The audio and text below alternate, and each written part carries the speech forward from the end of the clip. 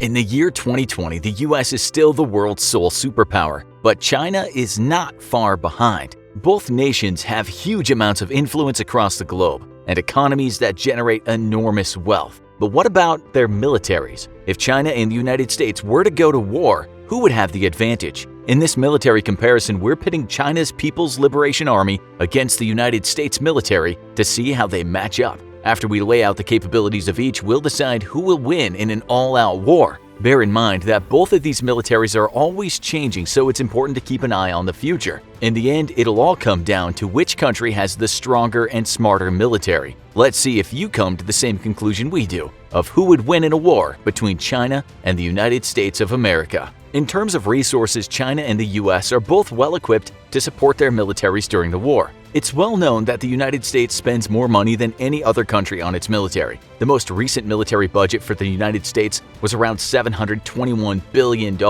That's more than many countries' entire GDP. On the other hand, China's military budget is around $178 billion.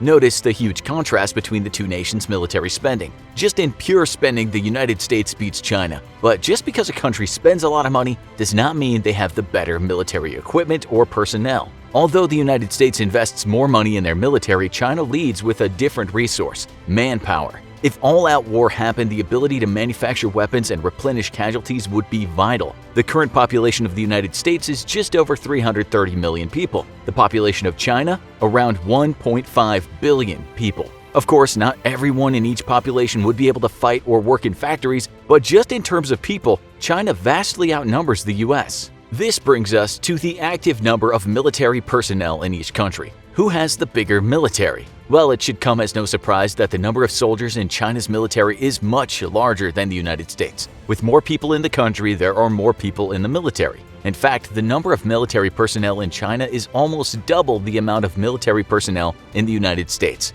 The US military consists of around 1.3 million personnel on active duty. The People's Liberation Army has just over 2 million military personnel. If war broke out between the two countries, the United States would need to immediately reinstate the draft, just to come close to matching the number of military personnel the People's Liberation Army currently has. Due to the immense size of the Pacific Ocean, a war between China and the US would most likely not start on land. So let's first look at the Air Force capabilities of each nation and how they stack up against one another. The total number of military aircraft the United States has is around 5,370. China's Air Force contains about 3,010 planes, but these numbers are always fluctuating as new planes are built and old aircraft are retired. Right now, the Chinese military is building and purchasing aircraft much faster than the US. It's estimated that in a few years, the number of aircraft between the two nations will be comparable. But what about the types of aircraft? Which country has better fighter planes, bombers, and transports? The United States has a vast array of aircraft at their disposal, the most impressive of which are the F-35 Lightning, F-22 Raptor, and F-15 Eagle. These fighter jets help the US maintain air superiority. However, China has its own stealth fighter in the J-20, although it's only available in extremely low numbers and is generally considered a poor man's version of the American F-35. In the air, the American military still retains a lethal advantage over the Chinese military with more sophisticated avionics, a much larger fleet of fifth-generation aircraft, and a far greater number of support aircraft such as tankers and AWACS platforms. American pilots also train on average 20 to 30 hours more per year than their Chinese counterparts, and in more realistic scenarios than the Chinese. As we look at other aspects of the Air Force in each country, we find that larger aircraft such as bombers and transports are not equal. The United States has a clear advantage. There are two reasons for this. The first is because the US just has more aircraft. The second reason is because a lot of money being pumped into the United States military goes to research and development each year. The United States aircrafts are up to date, while the Chinese Air Force is still working with functional but older models. You don't need to look much further than the United States' Boeing B-52 Stratofortress, Northrop B-2 Spirit, and Rockwell B-1 Lancer to show that in terms of dominating ground targets from the air, the US has the advantage. Other than the skies, the next most important military technology in a war between China and the US would be the Navy. Controlling the oceans in this conflict would be vital for success. One of the most important ships in a naval arsenal would be the aircraft carrier. The floating fortresses would be crucial to launching airstrikes on the opposing country. Currently, the United States is the world leader in aircraft carriers. The US has 11 active aircraft carriers, while China only has 2, and only one of those is currently rated as combat ready. This clearly puts dominance of the ocean in favor of the United States military. But what about other warships? If China could destroy the US aircraft carriers, would they have the advantage? The United States currently has around 430 naval ships on active and reserve duty. However, only about 300 of those ships are currently able to deploy at a moment's notice. If war broke out between China and the United States right now, China would have a fleet of 335 ships to call upon. But just like the case for the US, not every ship would be available for combat, with about 20% on each side being currently undergoing maintenance, retrofit, or rest and relaxation for its crews. Without eliminating the US's aircraft carrier fleet, China would stand no chance of victory in the Pacific if all-out conflict took place. Yet even with American carriers out of action, China would be extremely hard-pressed to deal with the American submarine fleet. While it has its own fleet of 74 subs versus the US's 66, China severely lacks in anti-submarine warfare assets and would be ill-equipped to take on America's silent service. On the American side, a disastrous performance by its own anti-submarine warfare assets during exercises in the early 2000s revealed a terrible crumbling of the American Navy's capability to wage anti-submarine warfare after the end of the Cold War. Since then, and with the help of ultra-silent diesel submarines from partner nations, the US has undertaken great steps to once again bolster its ASW capabilities and is believed to be well prepared to face any enemy fleet as the world prepares for great power competitions once again. For now, the US fleet remains supreme, but it's divided between responsibilities around the world, while China can focus the entirety of its efforts in fighting America's Pacific Fleet alone. With a rapidly modernizing fleet and more sophisticated shipbuilding efforts, China looks set to close the gap between itself and the US in the approaching decades. What would happen if the war made its way to land, though? Obviously, it would depend on where the war was being fought. The nation battling on their home turf would ultimately have the advantage because of their ability to replenish land forces more easily. Let's take location out of the equation and just compare the land-based military capabilities of each nation. We know that in terms of soldiers, China outnumbers the US. We also know that if soldier numbers need to be replenished, there are many more people to choose from in China than in the US. Basically, if the two countries went to war using only soldiers, the United States would eventually succumb to the large number of available manpower China has. That being said, this is not how wars are fought anymore. Instead, land battles can be won using machinery, such as tanks. The United States has a tank arsenal of around 8,010 vehicles. The US's main battle tank is the legendary M1 Abrams, of which not a single one has been lost to enemy action yet. If deployed, the United States tank army would be a devastating force. It would plow through anything in its path. China has fewer tanks at around 6,560, and just under half of those are first-generation tanks dating back to the early Cold War era. Around 2,360 of the Chinese tanks are Type 59s. These tanks were produced in the 50s and 60s. They're antiquated and currently retired, but still kept in reserve. This means that the tank force of China is actually much smaller than the United States'. The US pours billions of dollars into upgrading their tanks with state-of-the-art equipment and keeping their forces modernized. Clearly, the United States would decimate China in a tank battle. In today's day and age, battles are rarely fought only on the ground. At some point, they may not even be fought on the planet. Recently, the United States has implemented a new branch of the military, Space Force. Space Force's missions is to organize, train, and equip space forces in order to protect US and allied interests in space and to provide space capabilities to the Joint Force. It is clear that the United States is moving toward militarizing this new horizon. But is China? Recent reports have shown that China has been rapidly expanding its space program. They were the third country to launch a human into space behind the former Soviet Union, now Russia, and the United States. China completed this feat back in 2003 and has since ramped up their space program. They are the first and only country to put a rover on the far side of the moon, where they've made several discoveries. China has also been launching more and more satellites and military spacecraft into space in recent years. It's estimated that China has more than 320 satellites. 105 of them are military in nature. The United States has around 123 military satellites, even though the US has been in space much longer than China. It would seem that the breakthroughs at the China National Space Administration have greatly sped up the military satellite capabilities of the country. The budget for NASA in the United States has been cut year after year, almost immediately after they put the first man on the moon. China's space program, on the other hand, seems to be getting an influx of money each year from the government. How long until the research and development of China's engineers and space scientists surpass the US? In space, the country with the best technology and most knowledge of the environment will be victorious in battle. If the United States continues to fall behind in space exploration, they will not stand a chance in a space war with China. This brings us to our last comparison between the two countries, a comparison that has no winner. Instead, everyone loses. We're talking about nuclear weapons. As of right now, China has an estimated total of 320 nuclear warheads. That might seem like a lot, but it is nothing compared to the amount of nuclear weapons the United States has stockpiled.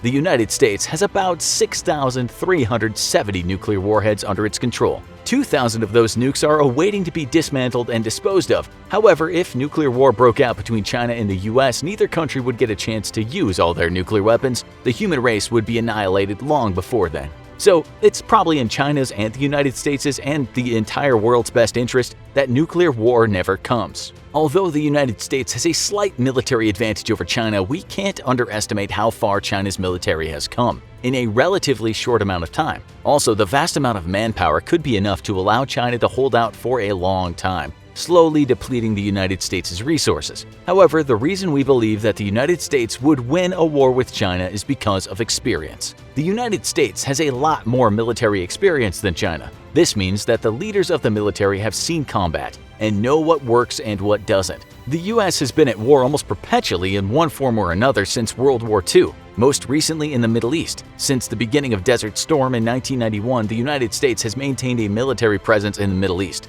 In fact, the United States has been fighting in Afghanistan for almost 18 years. This means military personnel and leaders have constantly been gaining skills and experience in the art of war. China, on the other hand, has not fought in a war in over 40 years. The last war they fought in was in 1979 when China invaded Vietnam. Vietnam had just come out of its own civil war and had gained much experience during that time. The small country was able to humiliate the Chinese military, forcing them out of their country after only 3 weeks. It seems that experience can outweigh sheer numbers during wartime. It is for this reason that we believe the United States would win a war with China if it were fought today. However, and some of you might have already seen this coming, if China continues to expand and upgrade their military as they have been doing in recent years, it will not be long before their military strength surpasses the United States. If this happens, it's a very real possibility that China would win a war against the United States in the future. Their drive to update their machinery and technology can be seen in their space program and the expansion of their military. Within the next decade, we at the Infographics Show may need to make a new video to reevaluate this military comparison between China and the United States, with the winner being the People's Liberation Army of China. With Russia hogging all the negative press lately, you might have missed Chinese President Xi Jinping's adamant proclamation that Taiwan will be reunited with the mainland. And he is not ruling out military force to accomplish this goal. But with the vast majority of Taiwanese citizens wanting nothing to do with mainland communist China and American President Joe Biden promising that the US would come to Taiwan's aid, World War III is looking more likely, and it won't be starting in Europe.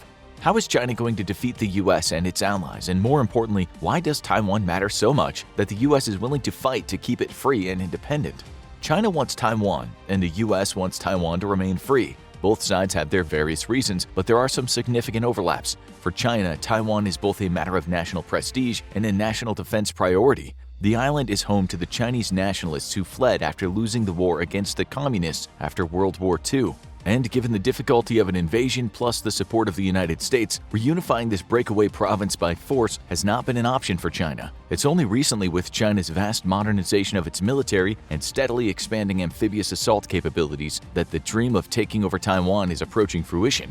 But as long as Taiwan remains fiercely independent and refuses to bow to Beijing, China cannot be taken seriously as a global military power. After all, why should anyone fear your military when it can't even pacify an island sitting right off your own shores?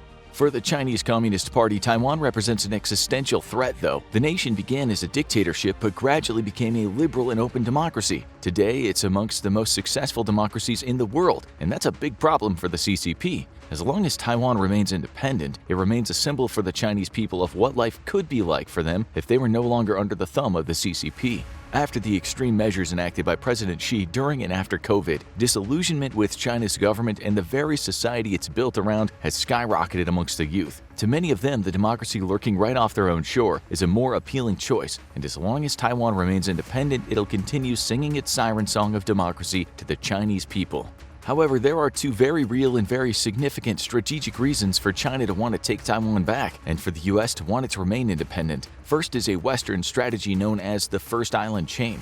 This is a chain of pro-Western friendly nations that ring the shores of China and Russia both. During the Cold War, it acted as a physical barrier to communist navies in case of war, who would be hemmed in and unable to operate in open waters without being destroyed attempting to break to the open sea. The First Island Chain also allows friendly navies to operate very close to enemy shores by having resupply and repair facilities readily available and not relying on far-flung bases, which would limit loiter time for friendly ships and aircraft.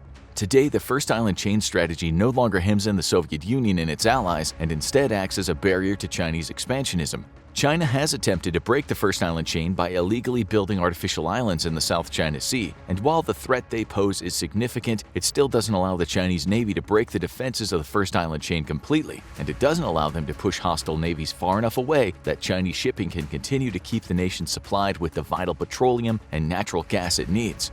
Another strategic reason to want reunification with Taiwan could potentially impact the entire world, though. Today, Taiwan is the world's largest manufacturer of computer chips and semiconductors, wielding such significant clout that its embargo of Russia has all but crippled the nation's ability to build modern weapons. Taiwan's contribution to the global technology market is so significant that as the Chinese threat over the island grows, the United States has passed emergency funding for computer chip manufacturing plants to be built inside of America once more. If China were to seize Taiwan, it would in effect be in control of nearly all the world's supply of advanced electronic components and be able to threaten embargoes to nations that don't toe the CCP's line. A nation would have a simple choice: have its economy crippled or do as President Xi says. So how can China achieve its goals, even if it means launching World War III, and come out on top?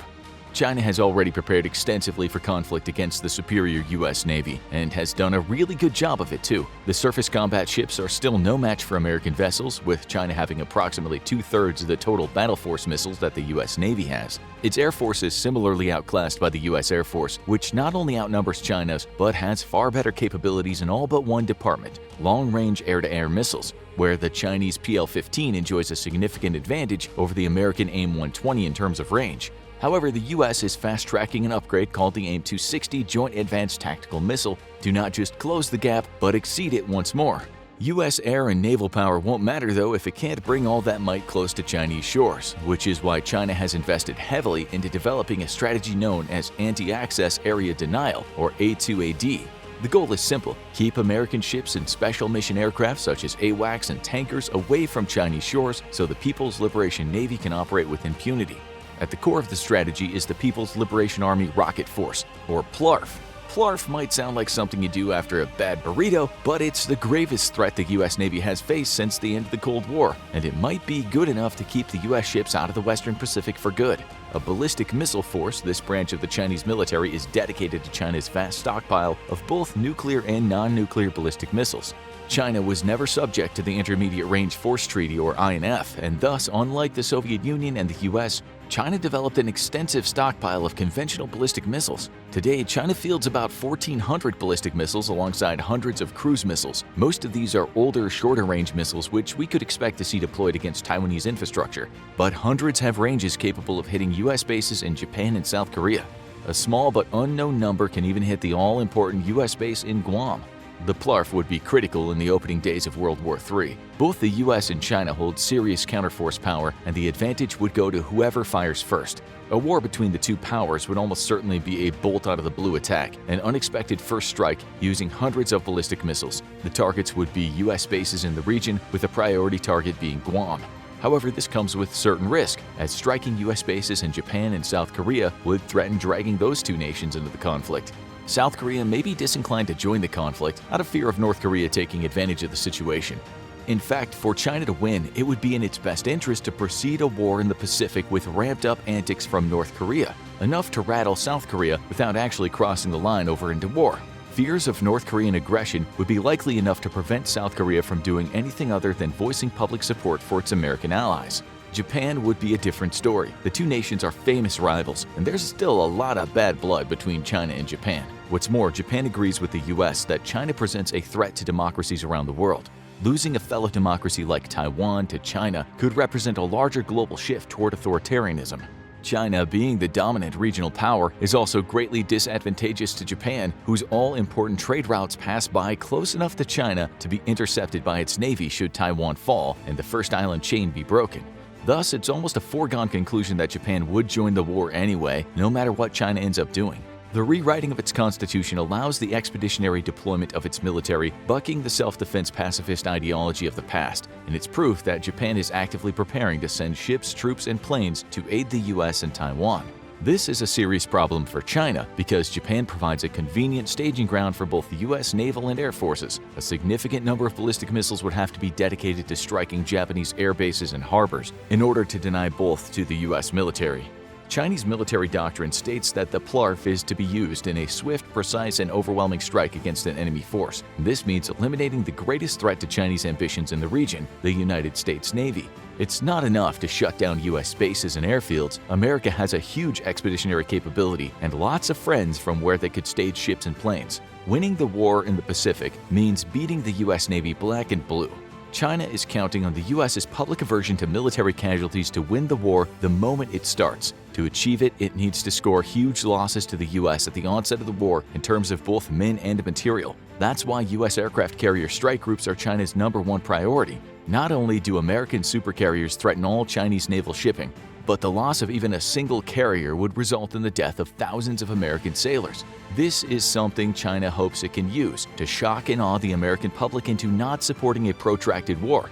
Because China cannot win a long-term conflict against the US, it simply lacks the material and ability to protect its trade overseas, while it can do nothing to threaten American global trade.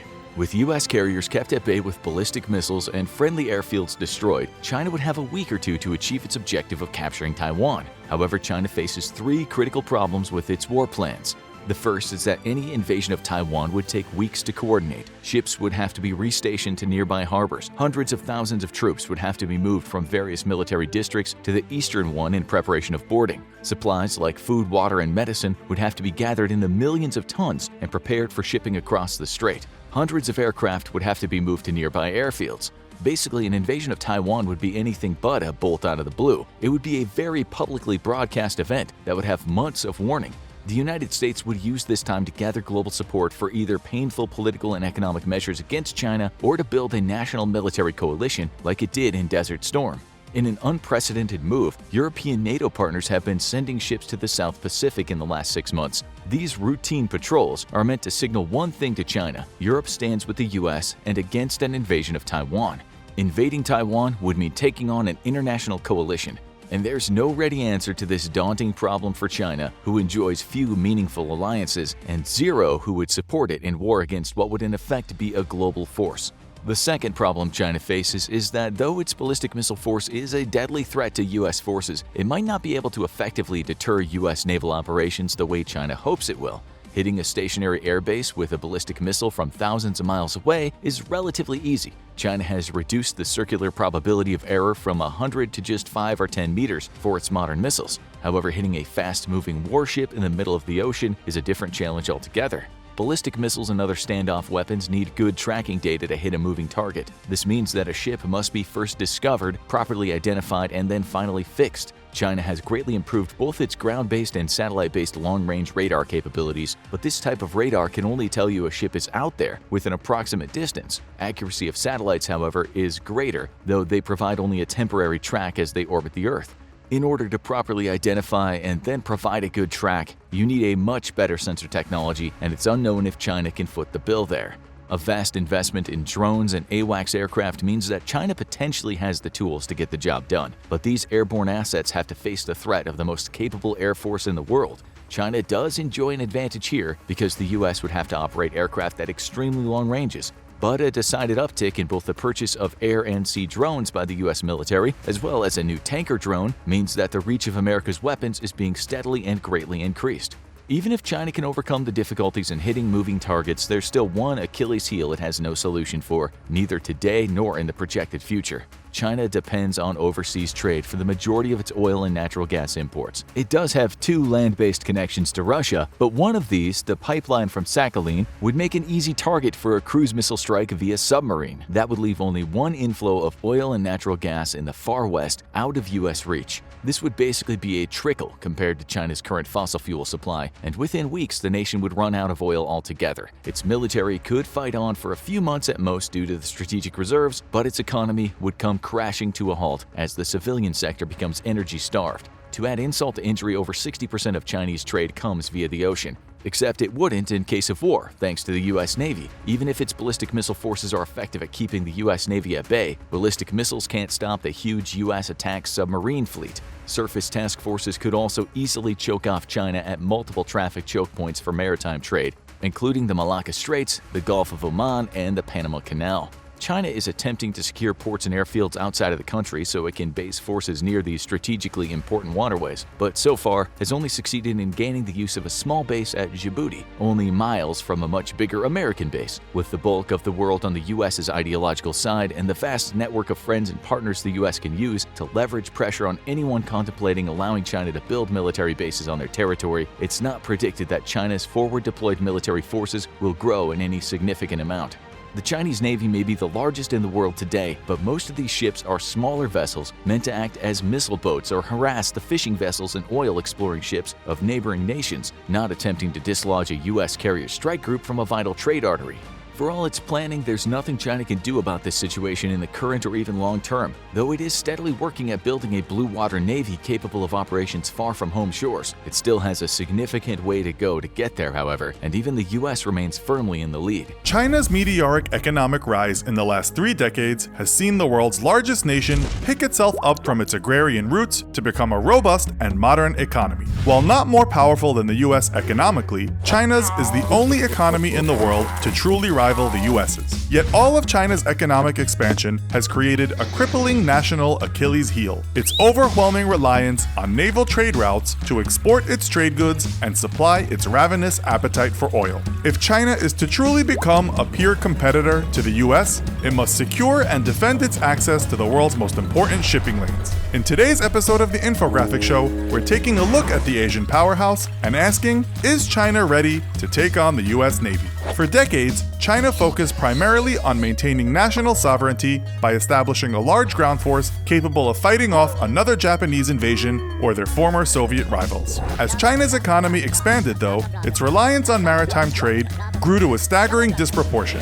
While every nation relies on maritime trade, China's economy depends on the sea for 60 to 80% of its imports and exports, and almost all of its oil supply. This has placed China in a precarious situation where it is uniquely vulnerable to disruption of those trade routes and forced a shift in focus from a ground army to a growing naval and air force. China's maritime strategic position is unique and completely stacked against it. With the bulk of its oil passing through the Indian Ocean, another of China's longtime rivals, India, is in a position to easily disrupt and even completely shut down Chinese shipping. While China maintains a larger and better equipped naval force than India, Indian ships would enjoy land-based support and quick resupply, while China would have to find a way to forward deploy a sizable battle group to the Indian Ocean that could fend off not just the Indian Navy, but the land-based Indian Air Force as well. Not only is this currently strategically impossible for the limited Chinese Navy, but China also lacks the supply and logistics ships needed to keep a task force out at sea for extended periods of time. War against the US would likely involve India as an American ally, but even if it didn't, China would still have to face America's formidable Pacific Fleet. With 2,000 aircraft and 200 ships, to include 33 nuclear attack submarines, America's Pacific Fleet alone is more than a match for China's entire Navy, which numbers at 193 combat ships and 710 aircraft. In any conflict, the US Pacific Fleet would also quickly be augmented by other American naval forces. So could China hope to fend off the US Pacific Fleet in the event of war? In 1996, in response to the US granting a visa to Taiwan's president Lee Teng-hui, China launched massive military exercises meant to intimidate Taiwan, beginning with live-fire missile and artillery firing just kilometers from Taiwan's shores. This was followed by a widely publicized amphibious assault exercise meant to signal that China was ready and willing to cross the Taiwan Strait and invade the long independent island. In response, the United States deployed 3 aircraft carrier battle groups to the area and an amphibious assault ship, the largest display of American military might in Asia since Vietnam. This brief confrontation forced the Chinese to admit that they could not hope to stop the US from defending Taiwan, and internally, Chinese military leadership doubted the possibility of defeating the US Navy in any combat scenario. Humiliated by the US's response and their inability to prevent it, China reshuffled its military priorities, placing a much greater emphasis on its naval, missile, and air forces. 2 decades later, their efforts have paid off in spades, with China boasting the largest ballistic missile force in the world and a competent, if still limited, navy. Yet China is still saddled with a great deal of internal issues, the most pressing being the systemic corruption that has for decades thrived amongst the Communist Party leadership and the armed forces both. Despite Xi Jinping's anti-corruption purges, the damage to China's military by a long legacy of corrupt and ineffective leadership could take years to reverse. China also faces a serious recruitment, training, and experience problem with its armed forces. Unable to meet military recruitment quotas, China's armed forces have been forced to lower their recruiting standards several times since 2010. This has resulted in a crop of recruits whose current capabilities are questionable to say the least. As noted by Chinese observers, in 2012, a People's Liberation Army unit became so stressed out in the midst of a 15-day wartime simulation that the ongoing exercise had to be put on pause and time taken out for movie nights and karaoke parties. By day 9 of the exercise, a cultural performance troupe, PLA parlance for song and dance girls, had to be brought in to entertain the homesick soldiers whose morale had plummeted. Further reporting notes that this is likely not an isolated incident, and Chinese watchdogs have long observed that China engages in little comprehensive training of its troops in comparison with their Western counterparts. In fact, China's confidence in its own troops is so low that it was only in the early 2010s that Chinese units began to take part in UN peacekeeping deployments, long refusing to take part out of fear of international embarrassment. To further compound China's challenges in waging war against the US or another peer power, the nation has not fought a major conflict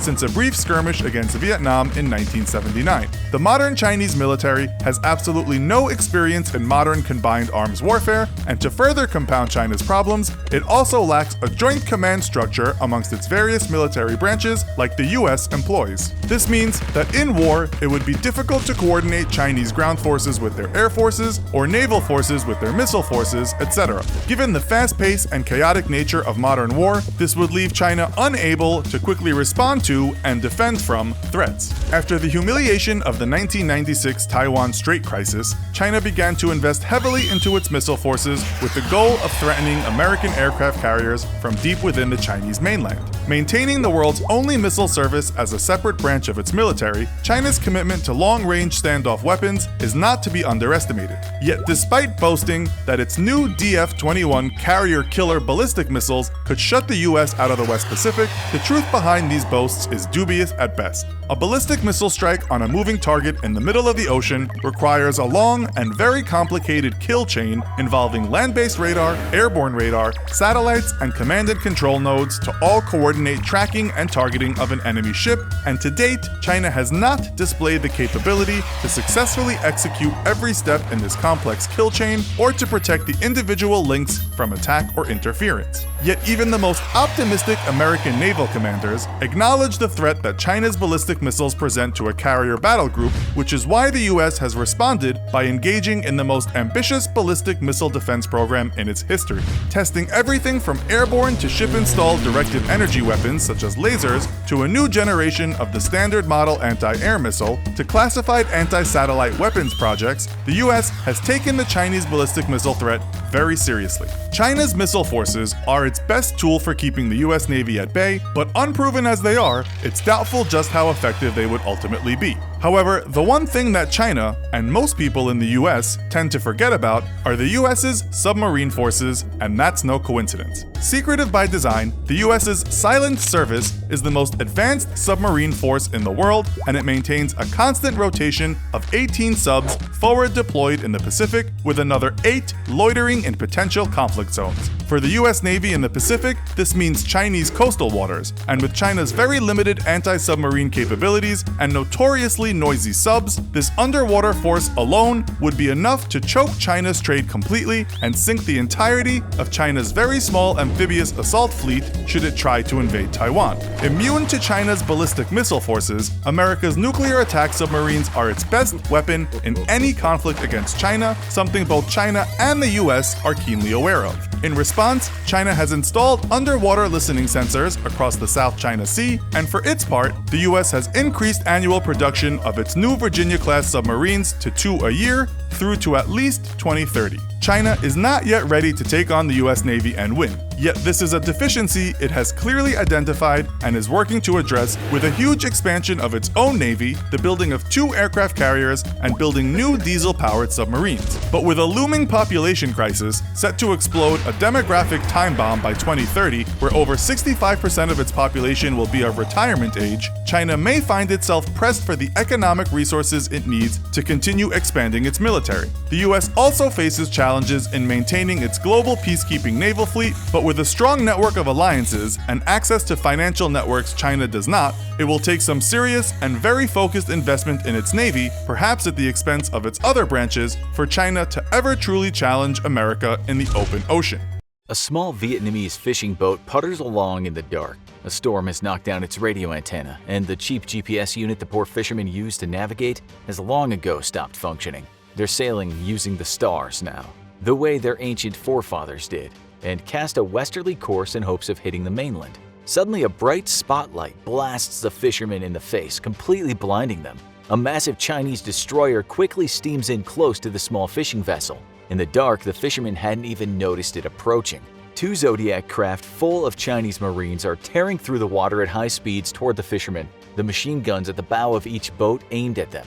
With frenzied shouts, the Chinese Marines board the craft and push the fishermen to the floor, zip-tying their hands behind their back. They'll be arrested, interrogated, temporarily held, and eventually released back to their native Vietnam. Their ship will be pulled apart piece by piece in search of secret spy gear. The fishermen will never see it in one piece again. Their crime? Accidentally sailing too close to one of China's growing number of illegal military fortifications in the South China Sea. The controversy began back in 2014 as China began to implement a plan to aggressively expand its military power and national sovereignty into the South China Sea. With the world's largest fleet of dredging craft, China began to build up 7 isolated reefs in the South China Sea, hundreds of miles from mainland China. The massive ships sucked in sand from the bottom of the ocean and stored it in huge tanks, then released it onto the small beaches of these tiny reefs, gradually building up the reefs until it had turned into islands. The move was immediately met by international condemnation. Vietnam, the Philippines, and other neighbors have their own far more legitimate claims to the region, which China has largely ignored. Citing a map drawn by the Chinese national government in the 1940s and dubious claims about sea exploration during the Ming Dynasty, China maintains that a 9-dash line extending all the way to Malaysia in the south, the Philippines in the east, and running along Vietnam's coast is China's true national claim to the ocean. This 9-dash line encompasses nearly the entire South China Sea and ignores the economic exclusion zones of neighboring nations as set by international law. Along with its army of dredgers, China also developed a massive Coast Guard fleet dedicated to the intimidation and harassment of other nations' ships. Armed with water cannons, Chinese ships ran off Vietnamese, Malaysian, and Filipino fishing vessels while escorting its own fishing fleets to some of the world's richest fishing grounds. In an extremely bold and controversial move, China even moved an oil drilling platform directly into Vietnamese waters and began extracting petroleum and natural gas from the site. China's strategy was twofold. First, it would build up artificial reefs throughout the Paracel and Spratly Islands, turning them into solid ground and moving Chinese military troops there. Under international law, a country can't claim waters around an island feature unless that island has a permanent presence of the nation's inhabitants. This is also the reason why, to counter Chinese claims, the Filipino Navy regularly maintains soldiers stationed on old shipwrecks around reefs in the Spratly Islands. These soldiers rely on resupply from Filipino Navy ships for everything from batteries to food and water. Yet almost immediately, the Chinese Navy began to blockade Filipino Navy ships from reaching those soldiers in an attempt to starve them out of their positions. China's second part to its strategy to illegally claim the South China Sea was to build up a large enough military presence that it simply wouldn't be possible to remove China from the area. This would be tricky, though, as it requires massive construction efforts over many years until the islands were big enough to hold large amounts of military equipment. Vietnam and its neighbors in the South China Sea are too weak militarily to do anything about China's expansion, so they filed a complaint with the UN.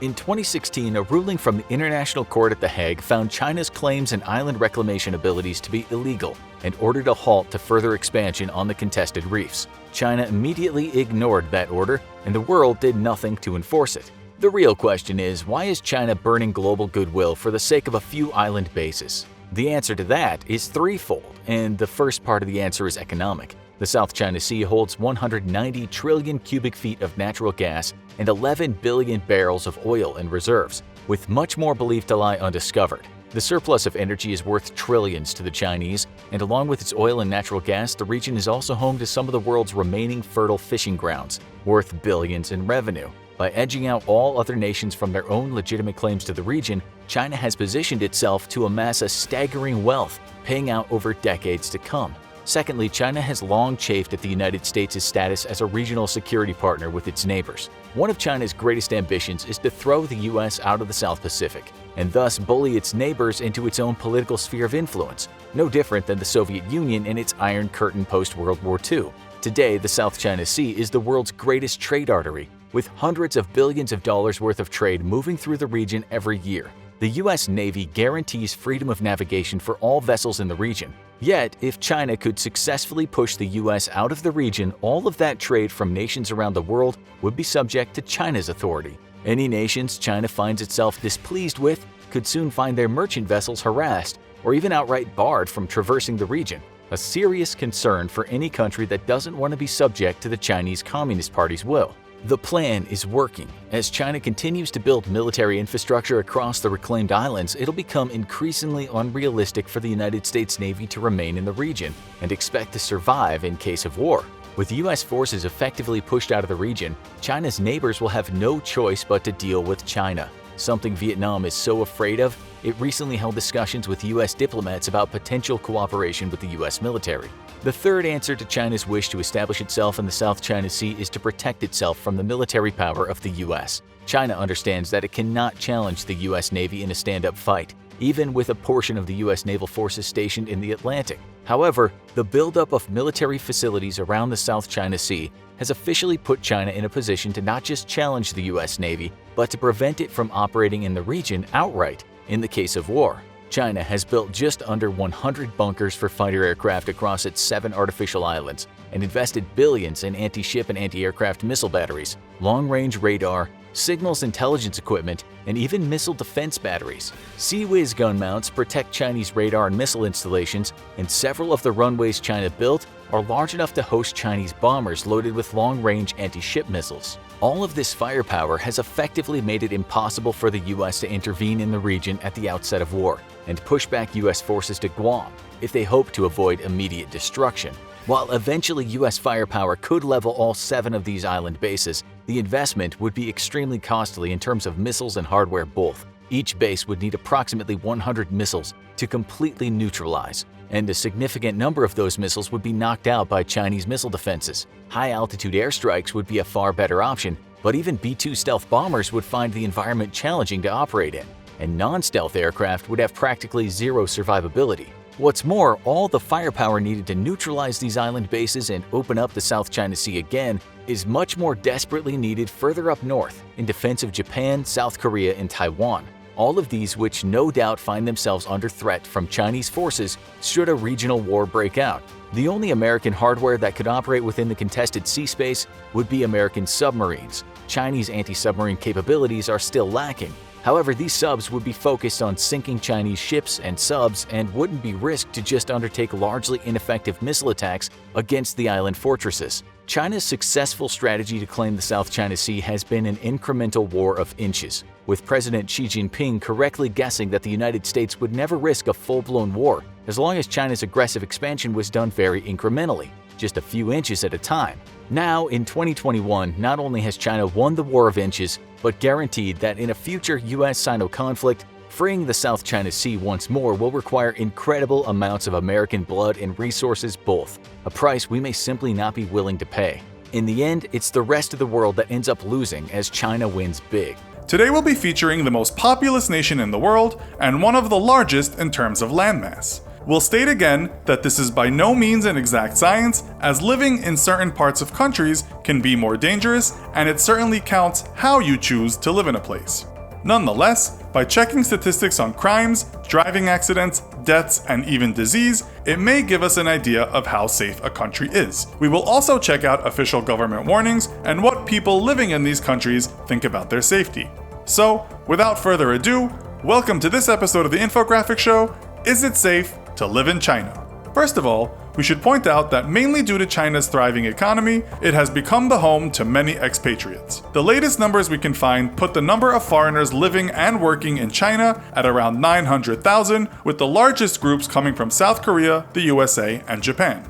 These are people living in mainland China, aside from the 1.38 billion Chinese people. In total, there were 59.3 million international visitors to China in 2017, according to the World Tourism Organization, making it the fourth most visited country in the world behind Spain, the US, and France. With that kind of popularity in mind, we should probably know something about the safety of China. Let's have a look at the website Numbeo, which offers all kinds of information for people wanting to visit countries around the world. Numbeo gives each nation a score for both crime and safety, which is based on surveys answered by visitors and expats. China comes way down the list in 71st place, with a good safety score, placed next to Canada and scoring better than the US, France, and the UK.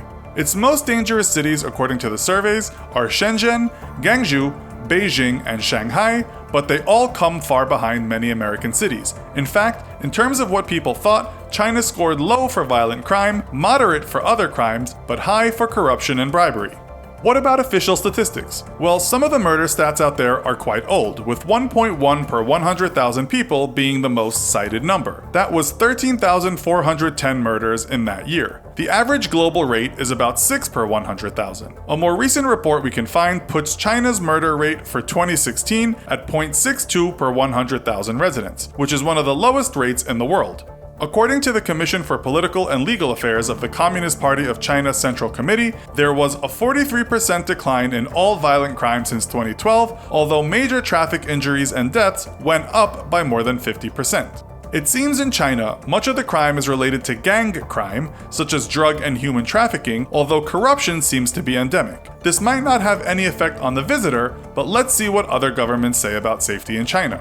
According to the US Department of State, China is a low-threat location. Although, it says in large cities such as Beijing, petty crime is quite common. It gives the example of pickpocketing, credit card fraud, and financial scams. It also states, violent crime affecting the expatriate community most often occurs in the bars/clubs of Beijing's nightlife districts. One of the reasons for this is cultural misunderstandings that are sometimes fueled by booze. Crime in more rural areas, says the US, is not common at all. Another thing in China, and expat websites are full of these stories, are foreigners being approached on the street by innocent-looking Chinese girls saying they want to practice some English. It's usually men that are the target, perhaps attracted to these cute gals that fall for the scam. They might then be whisked off to a tea shop and asked to pay an inordinately high bill, which will be hard to get out of. The cute girl may have large male friends who are in on the scam. Foreigners should also be aware that criminals have pretended to be police and have tried to extort money, and that they may meet criminal gangs if taking home prostitutes. The British government says 595,000 British nationals visited mainland China in 2017, and for the most part, the visit was trouble-free. The major criminal incidences include disputes over taxi fares and also the scams we already discussed. Another thing pointed out is China's strict drug laws, so bear in mind that being found with drugs on you could mean a lengthy prison sentence. While China is open to foreigners, and most people are very tolerant, it also says to avoid political gatherings and that it might not be a good idea to get into political arguments. The British government says there have been terrorist attacks in some places, such as Xinjiang Uyghur Autonomous Region, but foreigners are not the target. There are also some armed criminals wandering around very remote areas on the borders of Siberia, Pakistan, Kazakhstan, Vietnam, Laos, and Burma. If anything, it states that visitors have more to worry about in terms of pollution or even natural disasters such as earthquakes or cyclones. One thing the Brits do point out is danger on the roads. So let's have a look at that. According to the South China Morning Post, around 260,000 deaths occur on China's roads each year. So think about that if you are renting a car or motorbike, especially a motorbike. Per 100,000, that is 18.8 deaths, which is mid-high on a global scale. Many countries in Europe have a death rate of under 10, but some countries have a rate at way over 30. The US is around 10 per 100,000. When someone asked the question, is it safe to drive in China, a Chinese resident said it can be dangerous and to beware of overloaded trucks and the fact that many people drive without a license. Another Chinese respondent said it's what happens after the accident that can be dangerous, as people do lash out. Others said people can be selfish drivers, yet others said it was fine. One expat wrote, "Driving in China is either utterly terrifying or amazingly awesome depending on your state of mind and attitude. Coming from America, it's not very difficult to get around." He also wrote that driving can be crazy at times, but there's a method to the madness, adding that there is not much safety culture and rules will be broken often. He added that if an accident does happen, the foreigner is often blamed. Reading forums about general safety in China, it seems people think it's safe. According to one American living in Shenzhen, he says it is much safer than New York or San Francisco. In fact, most expats praise the safety of China. An African American expat named Matthew said, "Use common sense," but stated, "Undoubtedly, China is the safest country I have ever lived in." As for racism, according to an Economist article in 2018, China sees racism as a Western problem, but like in many Asian nations, there can be a stigma or even accidental rudeness regarding what people think about darker-skinned people. This certainly doesn't mean aggressive racism, but more passive ignorance. From what we can tell, it seems homophobia is much the same. There is no outward hostility towards gay people, but the country might be somewhat behind the times in some respects. The consensus everywhere was that China is mostly safe, even walking at night, relating to physical attacks. But one person added that crossing the road can be hair-raising, so don't go thinking there is anything like a pedestrian comes first policy. Like many Asian countries, don't walk around thinking cars will stop, and even be aware that people jump red lights and don't stop at what looks like a crossing. He talked about the scams we have mentioned, and also that drunk foreigners can be more dangerous than any locals when on a night out. Oh, and he mentioned getting sick from the food. You shouldn't drink tap water in China, because that could give you diarrhea or worse. In fact, if you are new to China, there's a good chance you'll get some kind of stomach problem at some point. The rule of thumb in some Asian countries, especially off the beaten track, is don't eat street vendor food, but then a million expats would tell you that's being way overly cautious, as they often love the stuff.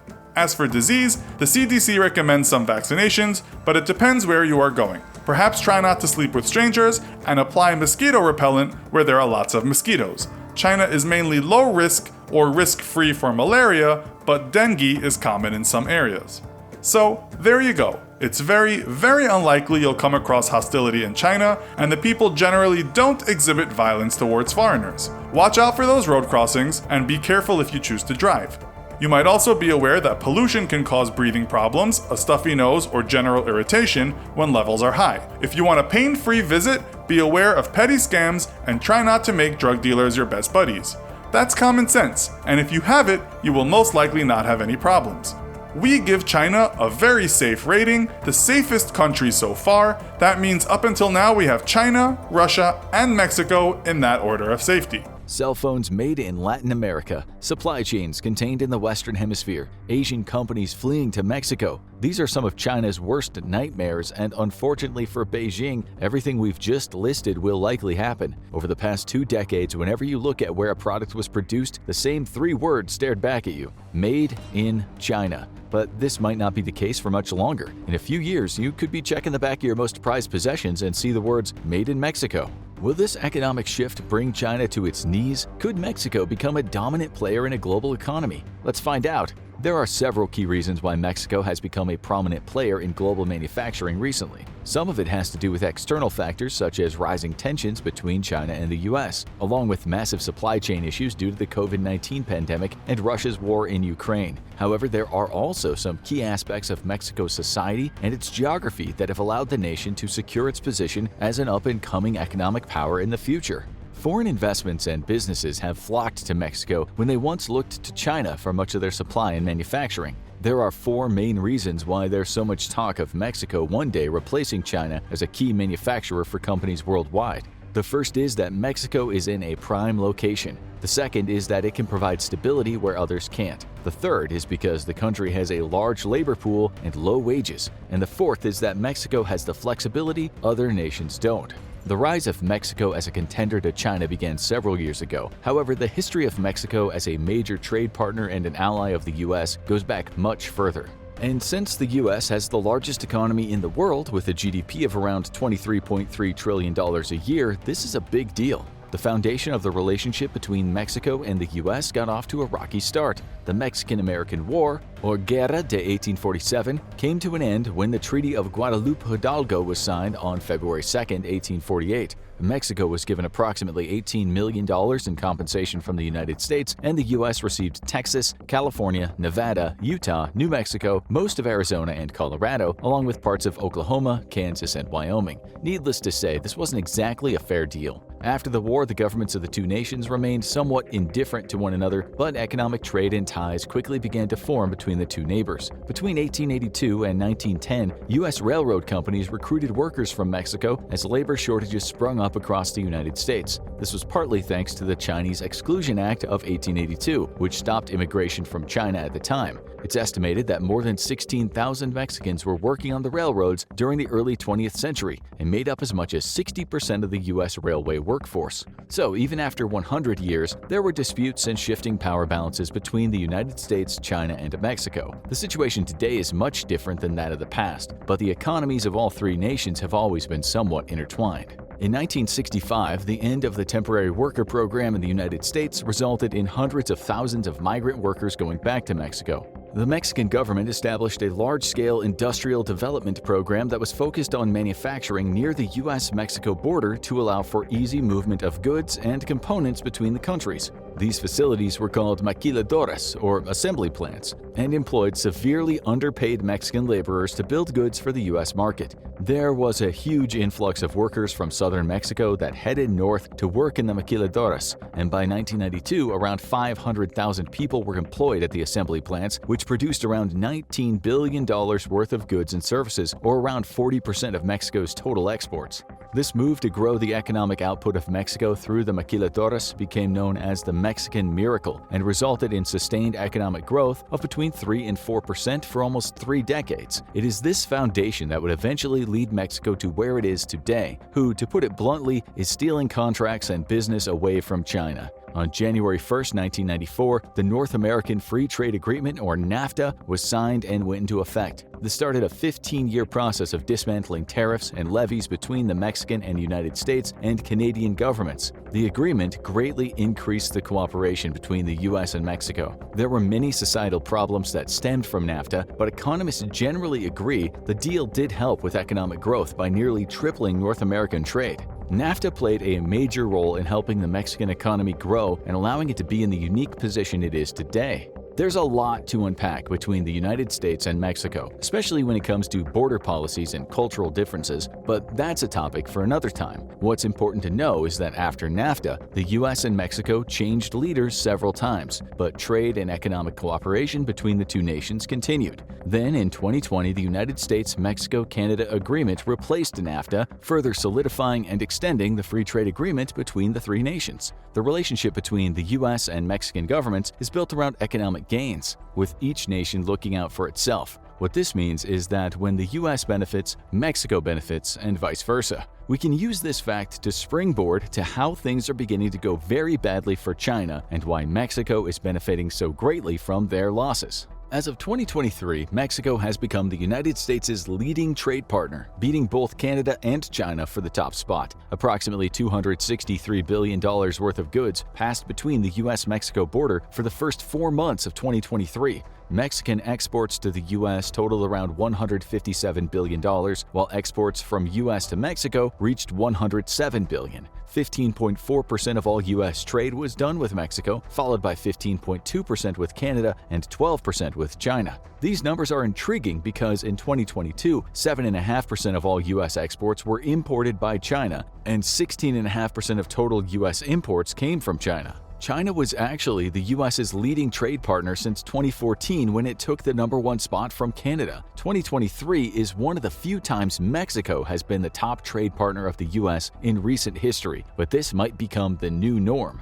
There are two major factors that have led to Mexico replacing China as the US's top trade partner. The first is the clash between the two titans. Washington, D.C. and Beijing have always been at odds with one another. Their relationship is built on economic gains, but their ideologies could not be more different. The second is the growth of Mexico as an economic power. Let's start by discussing what happened between China and the US and how it led to Mexico getting a leg up. Trade between the United States and China began to run into trouble in 2018 when President Donald Trump's administration started to enact tariffs on Chinese imports as punishment for Beijing and Chinese companies that were stealing US intellectual property. In response, China implemented its own tariffs on US goods. This pissing match went back and forth for a while, resulting in around $335 billion in trade, or around 66.4% of China's exports to the US being subject to tariffs. The average U.S. tariff on Chinese goods is approximately 19.3%, while Beijing has settled on an average tariff of 21.2% on American goods, according to the World Trade Organization.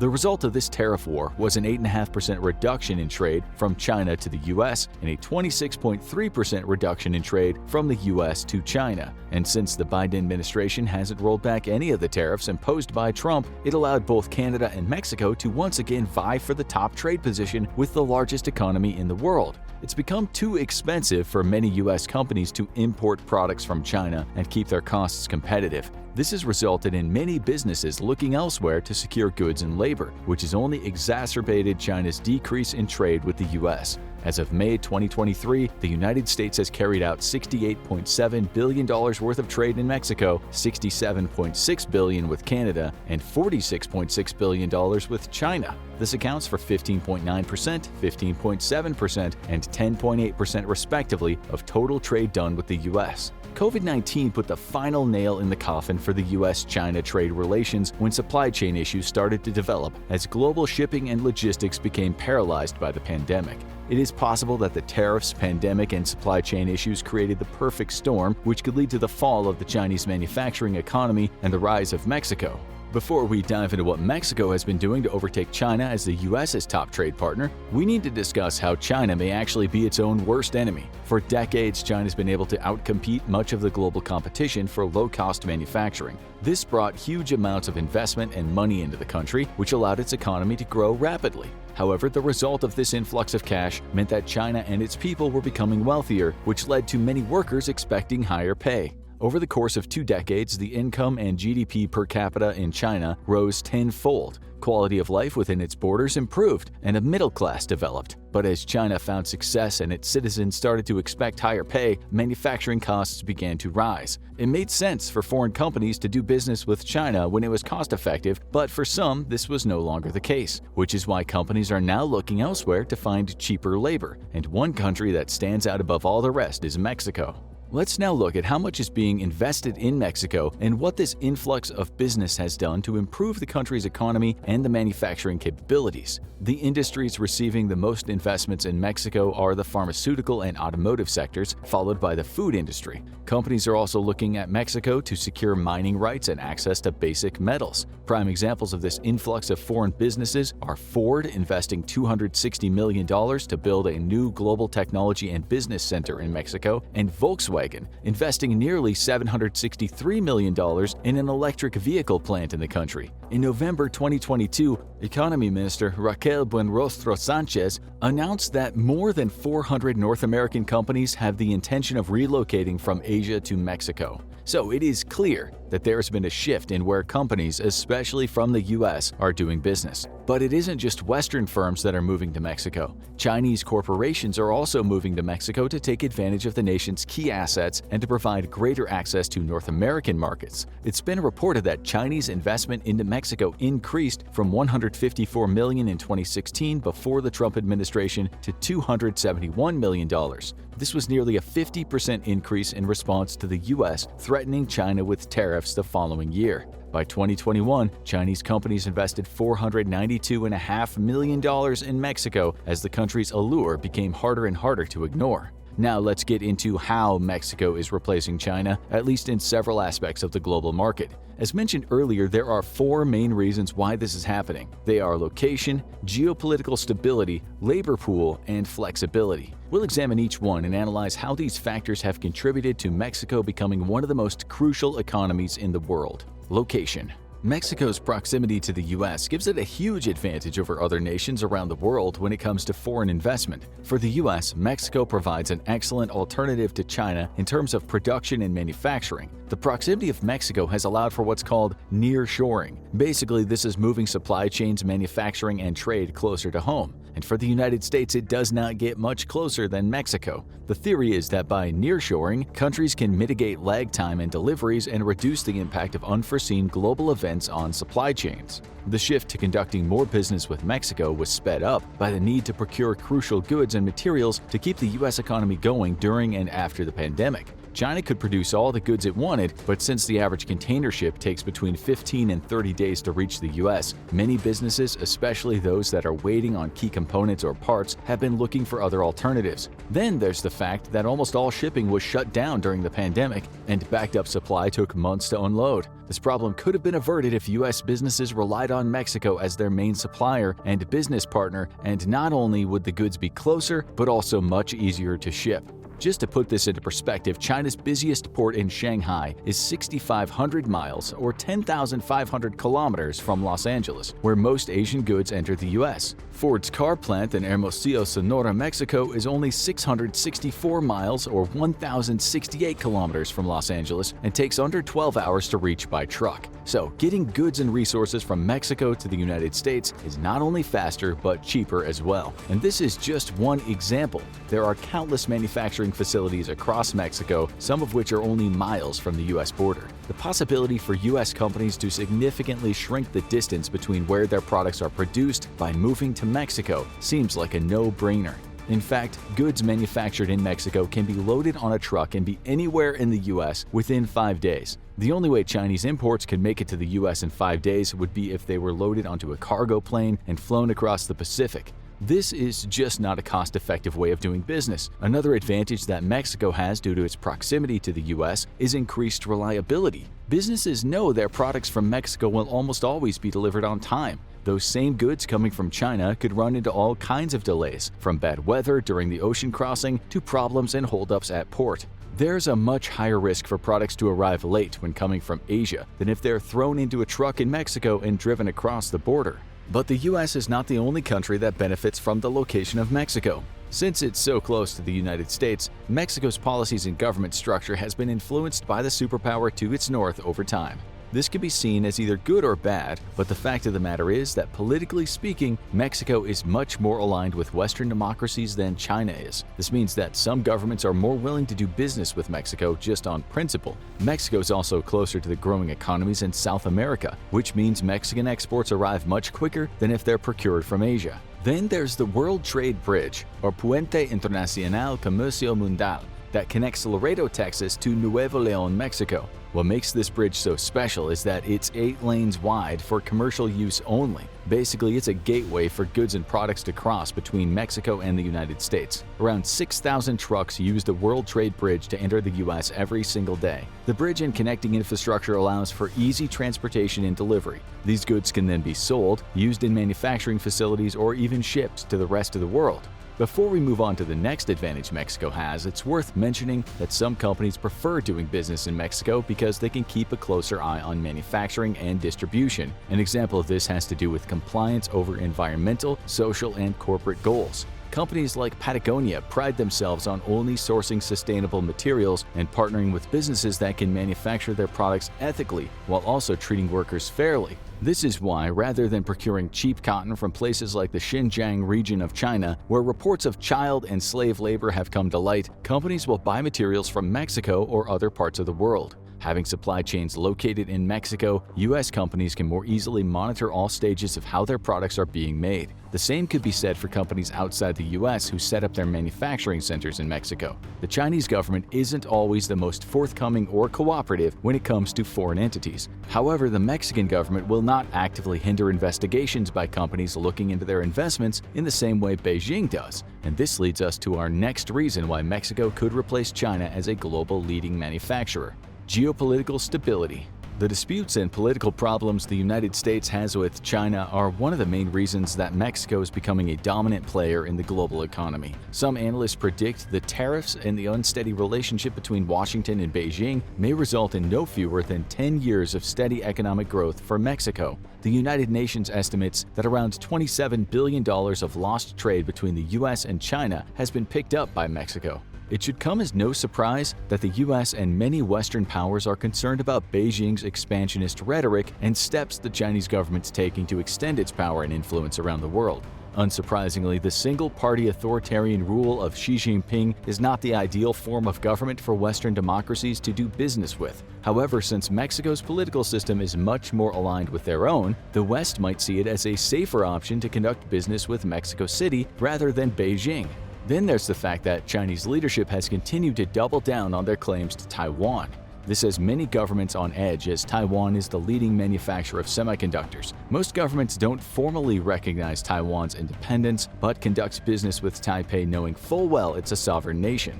If China were to invade and incorporate Taiwan into its borders, the consequences could be disastrous. This has many companies on edge, as an invasion of Taiwan would inevitably lead to sanctions and could possibly lead to war. Either way, supply chains from China to the rest of the world would be impacted. Blockades and embargoes could keep goods from leaving Chinese ports, putting many companies dependent on Chinese goods in a treacherous position.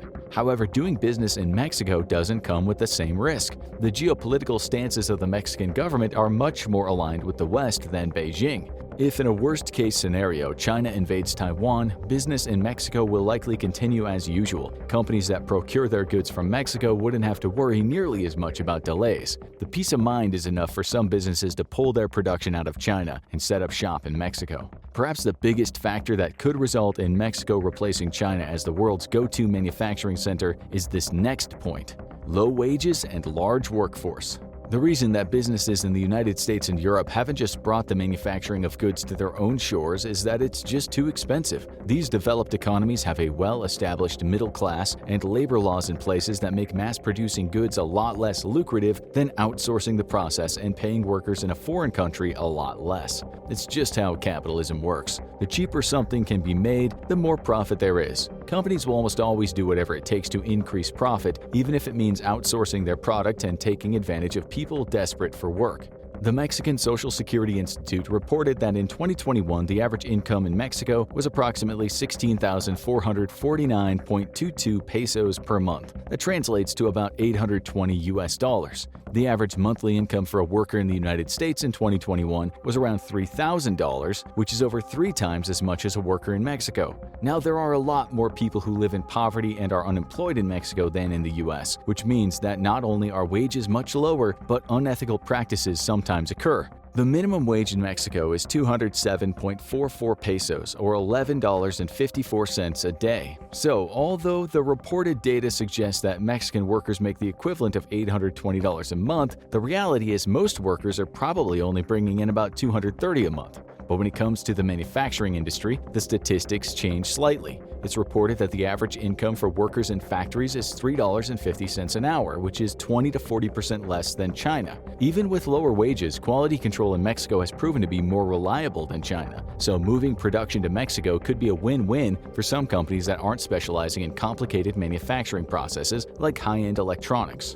In fact, the cheap cost of labor in Mexico is actually drawing Chinese companies to its competitor. Outside of the small city of Salinas, Victoria in Nuevo León, a gigantic project to build manufacturing centers has begun. The industrial park was funded through a Mexico-China joint cooperation deal and is named Hofusan Industrial Park. Recently, Chinese companies such as Hisense, Kuka Home, Manhua, and Sunon have opened manufacturing center at Hofusan to take advantage of cheap labor and low costs. Around 44 different Asian companies opened manufacturing spaces in Mexico in 2022 alone. This has just added to the already large number of foreign countries, such as Japan, South Korea, and the United States, who are already utilizing the Mexican workforce for their manufacturing capabilities. And as more and more manufacturing is moved to Mexico, wages will start to increase, attracting more and more experienced workers. Since wages have a ways to go until they catch up to the pay rates in China and other parts of the world, there's wiggle room for companies to offer increased incentives to their best workers. Flexibility. Although geopolitical stability is an important aspect of why companies are moving their manufacturing to Mexico, the flexibility that the country provides to its companies is also very attractive. In China, the state has its hands in everything.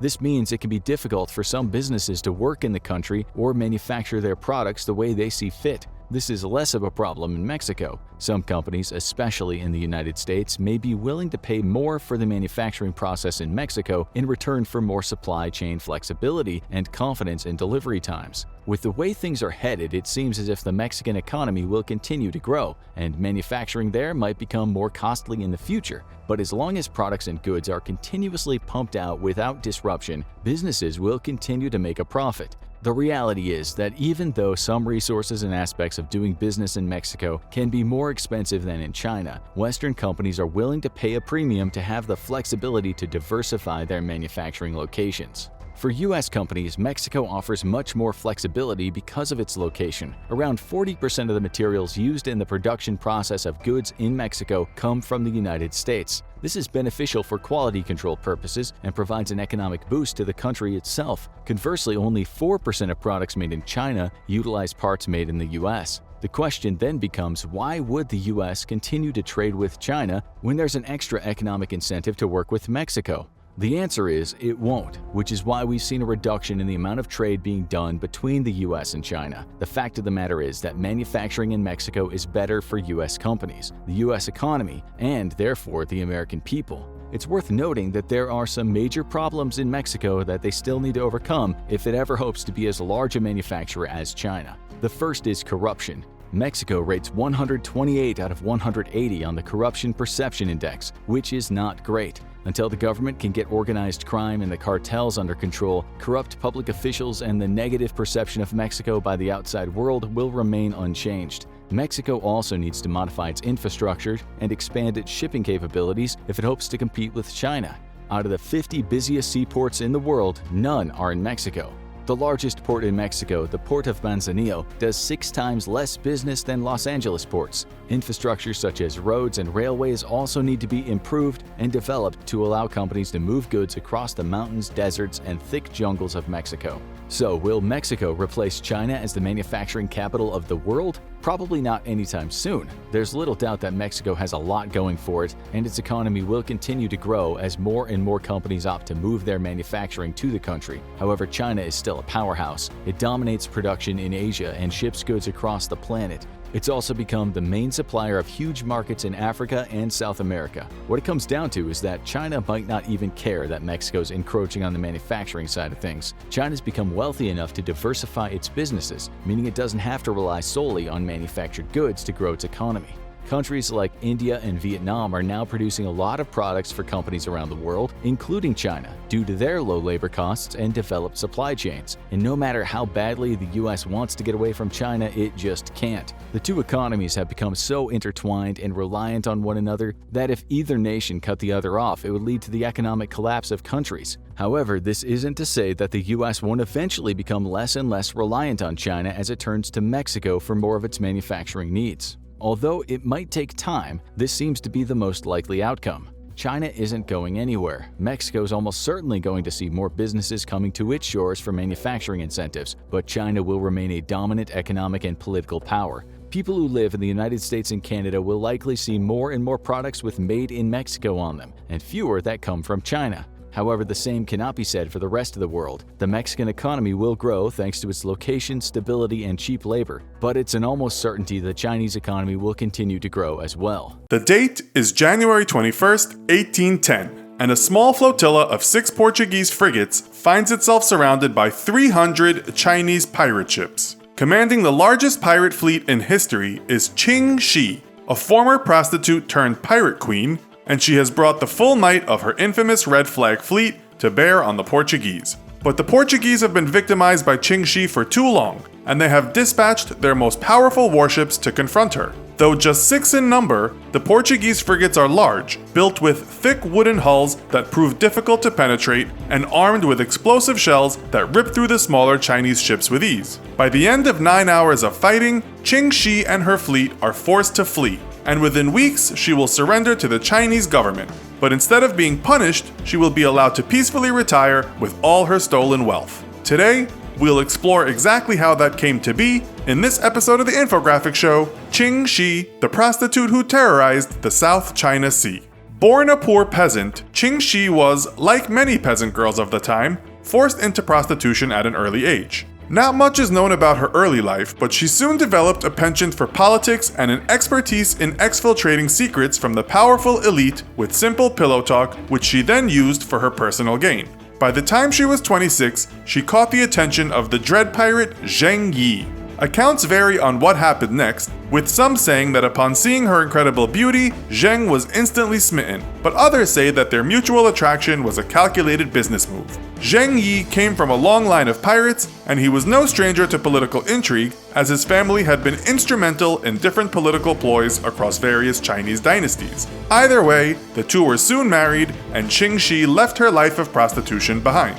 The couple soon formally adopted a young man by the name of Chung Po as their official son. Chung was a favorite of Zheng Yi, and he had been abducted at the age of 15 and pressed into service in the pirate fleet.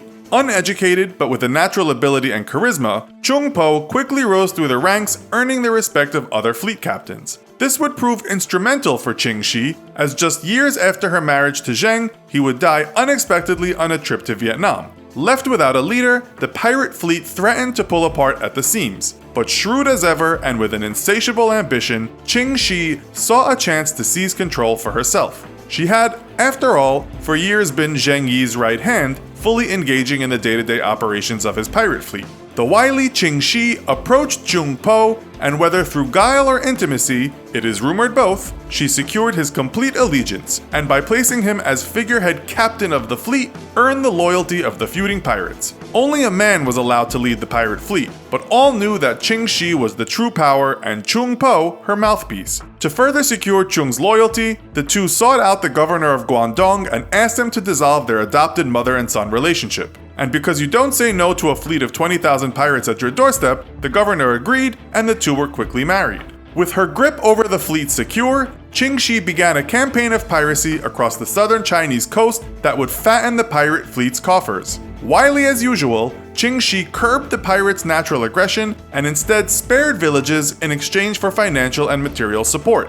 At the height of her reign, Qing Shi would have dozens of coastal villages actually paying monthly taxes to the fleet, and in exchange the villages would be protected both from her own and rival pirate raids. In 1808, with political pressure mounting to finally do something about Qing Shi's red flag fleet, the Chinese government hunted down Qing and engaged her in a series of fierce battles. The government fleet, however, was no match for the brilliant Qing, who at the end of the disastrous campaign against her would end up seizing a large number of the government's ships, forcing the Chinese Navy to resort to converting fishing vessels for combat. Suffering humiliating defeat after humiliating defeat, the Qin government sought the aid of rival pirate captain Po Te.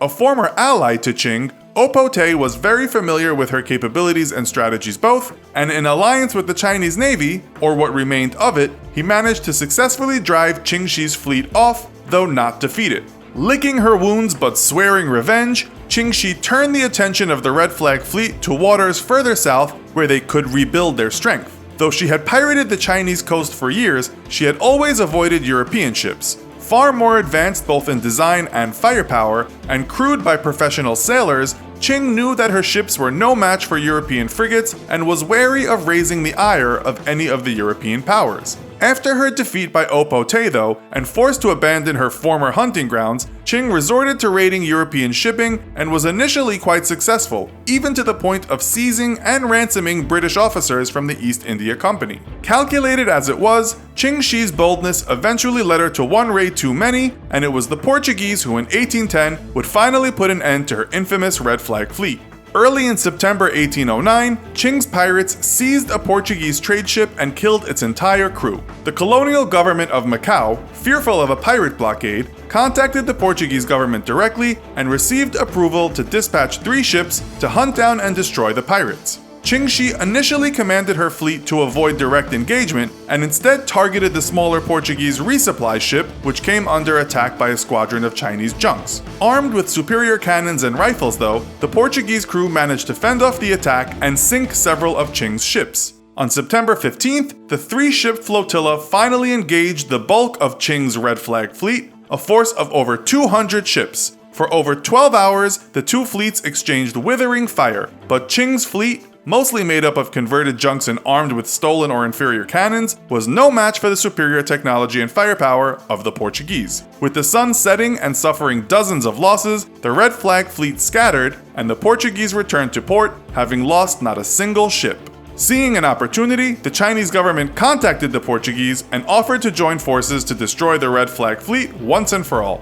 In mid-November, the Portuguese added 3 more frigates to their forces and set sail for the Humen Strait to link up with Chinese government ships. Qing, aware of the plot against her, dispatched her fleet to intercept the Portuguese before they could join with the government ships. In 2 different engagements, Qing suffered over 30 sunken ships and dozens damaged, and was forced to retreat both times. The Portuguese suffered no lost ships and pressed on, but after reaching the agreed-upon rendezvous point, found that the Chinese government fleet never showed up. With no Chinese support, the Portuguese then sailed back home to Macau. Seeking a decisive battle against the Portuguese, Qing dispatched her fleet to Macau to force the Europeans into battle on her terms. The battle, however, would not go well for Qing, but knowing that her days were numbered if she did not defeat the Portuguese now, before the Chinese government found its nerve, engaged the Europeans several more times throughout December, each time suffering defeat. Finally, in late January 1810, Qing ordered the full might of her Red Flag fleet against the small Portuguese flotilla, a force of over 300 ships, 1,500 guns, and 22,000 men. The battle would end in absolute disaster for Qing Shi. Though the power of numbers was overwhelmingly on her side, the pirates found it difficult to fire on the small Portuguese flotilla without hitting their own ships. The Portuguese, on the other hand, were able to concentrate their fire on the pirates, blasting groups of pirate junks with explosive shells. The Red Flag fleet fought on, however, until after many hours of battle, the Portuguese commander, José Pinto Alcoforado, noticed a very large junk that had been transformed into a floating pagoda and ordered his ships to fire upon it. Under withering fire, Qing's flagship sunk, and upon seeing the loss, the pirate fleet broke and ran, hiding upstream in the Yangsan River, where the bigger Portuguese ships with their deeper drafts could not enter. Unable to give chase, the Portuguese instead blockaded the river mouth, and after 2 weeks, Qing Shi and her husband Chung Po finally surrendered to the Portuguese. Crafty as ever, Qing Shi leveraged the remains of her fleet into a deal with the Chinese government. Qing Shi and her pirate fleet would be forgiven all crimes committed and allowed to keep their mass treasure, and in exchange, Chung Po would be made a lieutenant in the Chinese Navy and tasked with using the former Red Flag fleet to hunt down and destroy other pirates. Qing Shi would go on to retire peacefully in her hometown of Gwangju, and though her reign as pirate queen was brief, it would shape Chinese history and folklore for centuries to come. Rising from a mere prostitute, at the height of her power, Qing Shi and her pirates would defy the Chinese government itself and levy taxes on dozens of villages and ports, and it would take the combined might of the entire Chinese Navy and rival pirate fleets to drive her off. Wounded but not defeated, Qing would rise again, and though she would face ultimate defeat at the hands of the Portuguese, she would, as usual, leverage defeat into victory and walk away from a life of high seas crime, a rich and free woman. In 1999, the Communist Party of China began a brutal initiative to rid the country of the spiritual practice of Falun Gong. The practice concentrates on meditation and morality, but even so, the government wanted it gone. The many people who practiced it were about to get persecuted, re-educated, and very likely tortured. Fast forward to the year 2000, and a man was sent to Benji prison to undergo his transformation. He was subjected to a variety of forms of torture that you'll hear about today, but he survived his ordeal. Nonetheless, when he returned to prison in 2016, his body could not cope with the relentless hard labor, the sleep deprivation, and the cruel and unusual punishments he received. One night, while being forced to sit naked on a bench, he was doused with freezing cold water. He collapsed. When he hit the ground, he wasn't helped and instead was beaten. He died soon after. His name was Hu Guojian. Now, before we list a number of tortures inmates might experience, let's listen to some more stories from Benxi Prison and the maltreatment of the Falun Gong practitioners. In 2010, a judge named Liang Yunchen was sentenced to 3 years in prison because he wouldn't give up his belief in Falun Gong. He was tortured in prison and wrote a letter about his mistreatment. This fell into the hands of the prison governor, and Yunchen was ordered to serve 60 days in solitary confinement. There, he was tortured every single day. His hands were tied to the headboard of his bed and his feet were tied to the other end. To make it almost impossible to sleep, a very bright light bulb was placed right over his head. In protest, he refused any food. This is what happened to him next. Guards inserted a feeding tube through a nostril to his stomach and fed him a high-concentration salt solution. They usually left the tube in his stomach for 4 days before taking it out for a minimal cleaning. Once in a while, the prison doctor would coat the tube with chemicals to irritate Liang's nose and esophagus. In 2001, a prisoner named Meng Xiangguan was imprisoned for the same reason. As often happens, it was other prisoners under orders from the guards that committed some of the torture. At times, they would take off their socks and shove them into Xiangguan's mouth. He was tied to a chair, his head covered with a bag, and he was doused in cold water. Sometimes he was electrocuted by the guard with an electric baton. The torture didn't stop there. He was repeatedly whipped with a rubber tube, sometimes while naked and strapped to a chair. After he was beaten, he could never sleep because the inmates had been ordered to take shifts and make sure he didn't fall asleep. One day, he was stripped naked and electrocuted with an electrified wire.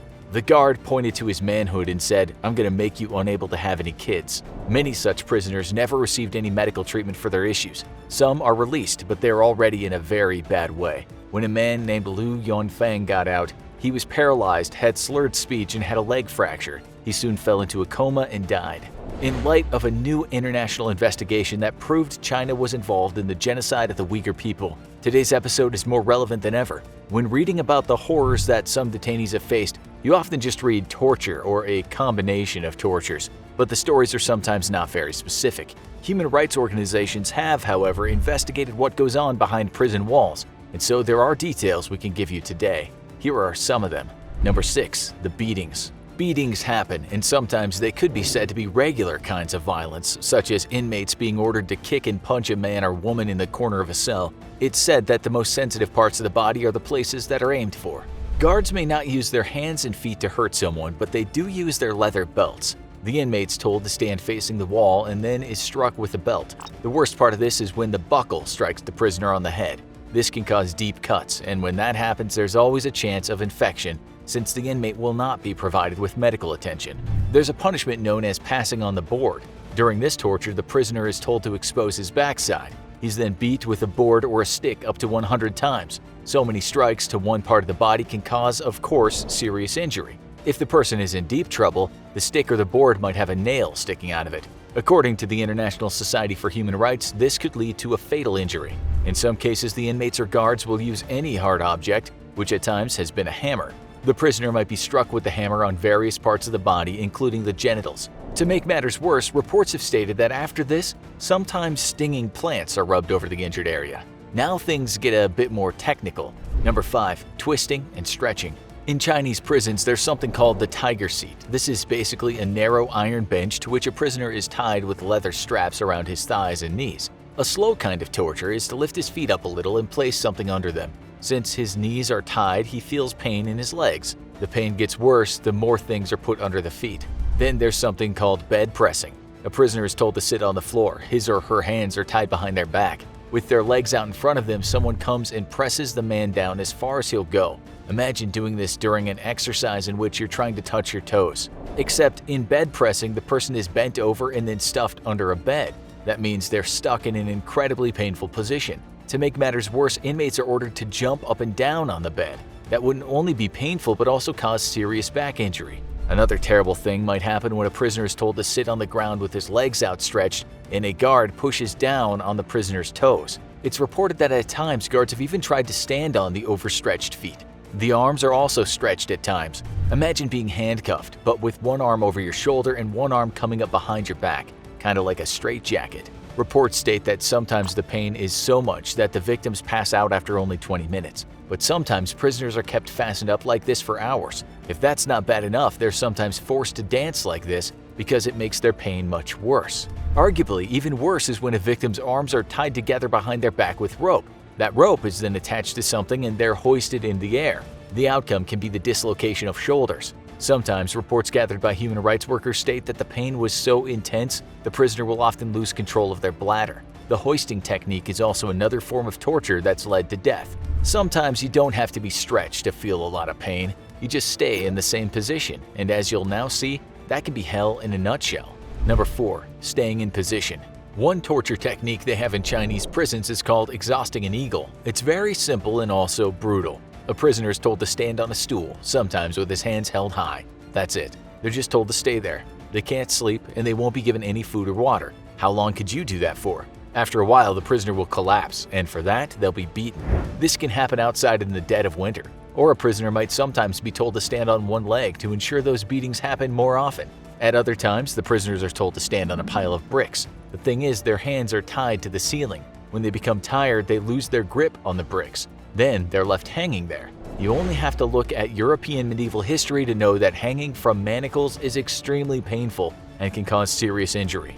Then there's the min cell. It's a cage that's too small for the prisoner. He's forced in there and often his hands are cuffed to the bars. He can't sit or stand and just has to stay in that agonizing position. The pain is said to be unbearable after a short amount of time, but because the prisoner won't likely die, they can be kept in there without food or water for many hours or even days. This might happen outside in the cold, but when it's summer, it's the sun that becomes a person's worst enemy. Not only does the victim become incredibly thirsty, but hours under the hot sun causes burns. Sometimes the torture is even more simple but equally as brutal. There are reports that some prisoners were just asked to crouch on all fours and hold their head in their hands. Okay, that wouldn't be too bad for a few minutes, but some prisoners had to stay in this position not just for hours, but over a day. They of course collapse and parts of their body went numb. Some reports state that the victims are paralyzed for a few days. The worst case we found reported by the International Society for Human Rights was a report of a woman who was forced to crouch for an entire month. Usually once the person has collapsed, they'll either be beaten or soon be made to get back into the same position. There are various types of crouch torture. Prisoners might be told to crouch with their legs in stretched positions, or they might be told that they're not allowed to move outside of a square they're crouching in. Another method involves using nails, so if the croucher fails to keep a position, they'll be impaled on a nail. Then there's the airplane. The person is forced to stand up against a wall. They're told to bend forward with their head down and stretch out their arms. It looks like an airplane. Try standing like that for hours or days on end. Perhaps you'd rather sit down. Some prisoners in Chinese prisons have been fastened to an iron chair. They're force-fed and they cannot move from the chair. This means they sit in their own human waste, sometimes for a week or more. It's not only terribly humiliating, but sitting for that length of time can lead to its own kind of injuries. Worse, they might be told to sit on a board with nasty raised edges. It hurts for the first hour, but after a while it can cause cuts. Those cuts deepen and infections are common. Prisoners are told to sit on all kinds of sharp objects, including broomsticks. They, of course, fall off, and for that, they receive a beating. Possibly even worse than that is when they're told to kneel on hard or sharp objects. Reports state that some prisoners have been forced to kneel for long periods of time on ashtrays. Perhaps the worst sounding of these tortures is something called Hell's Shackles. This is when the shackles, we imagine like handcuffs, are actually cut into the victim's ankles and wrists. Any movement will cause deeper cuts. That's why they cannot move at all, which makes sleeping impossible. The deathbed sounds almost as bad. This involves the victim being forced to lie on a thin plank of wood. Another plank lies across the beam, making it look like a crucifix. The device is not lifted though, so the person just has to stay in that position. This means not moving for a long period of time and of course pooing and peeing in the same place for as long as the victim is kept on the deathbed. In one report, the device was called the dead man's bed. Here's another snippet from a first-hand account of someone seeing it. When I went to the clinic to see a doctor, I saw a female Falun Dafa practitioner bound on the dead man's bed. One police officer gave her an injection and then started to force-feed her, while a group of police officers shocked her with electric batons. The lady was almost tortured to death and yet wasn't even crying. Policewoman Lee Man asked us to look the other way to avoid seeing the torture. And now you'll see just how horrific amateur force-feeding is. Number 3. Force-feeding. As you might already know, sometimes when the victim is in these positions, they're beaten. They might also be electrocuted to certain parts of their body, including the genitals. Reports have stated that electro sticks can be inserted into any one of a man or woman's orifices. Yes, you'd be right to imagine the orifices include those at the mid-level of the body. This is from another report. Sometimes the guards force an electric baton into a practitioner's mouth to shock her. This often leads to her face being disfigured. It can lead to mental problems too. This is how one of the former prisoners described the state of fellow prisoners after they'd been tasered in the head numerous times. They lose their minds, they cannot talk properly anymore. They become very slow in their movements and you see that their brain is damaged. But then how do victims eat in these positions while the worst is happening to them? The answer is guards, not medical professionals, force them to eat. This usually involves a tube being inserted into a person's nose, with the tube leading into the stomach. Reports state that lubricants are not used, so this in itself is very painful. It's also reported that after tubes have been inserted and removed a few times, some prisoners have died from what investigators believe was the result of aspirated blood. Even more macabre are the reports on some things the prisoners are force-fed. The International Society for Human Rights has said some prisoners have been fed urine, human excrement, alcohol, and hot pepper. A separate report states that some prisoners were being made to eat insects, yet other reports say some prisoners have been made to drink boiling water. This is how one human rights organization described force feeding. The main aim of the forced feeding ordered by the police is not, however, to feed the victim. The objective is to break the will and resistance of the victim. One former prisoner said he'd seen plenty of people die after being force-fed food, or even worse, human waste. He said in an interview, "I can show you a list of those who's died, so you'll know how many have lost their lives." Here's more evidence of the sheer brutality of Chinese guards. Number 2. Burning and stabbing and the use of water. There are plenty of reports that state prisoners have been burned in various ways. Cigarettes are often the weapon of choice, with guards using them to burn the ends of fingers, faces, nipples, and worse, the genitals. One report stated a prisoner was once forced to eat a burning cigarette.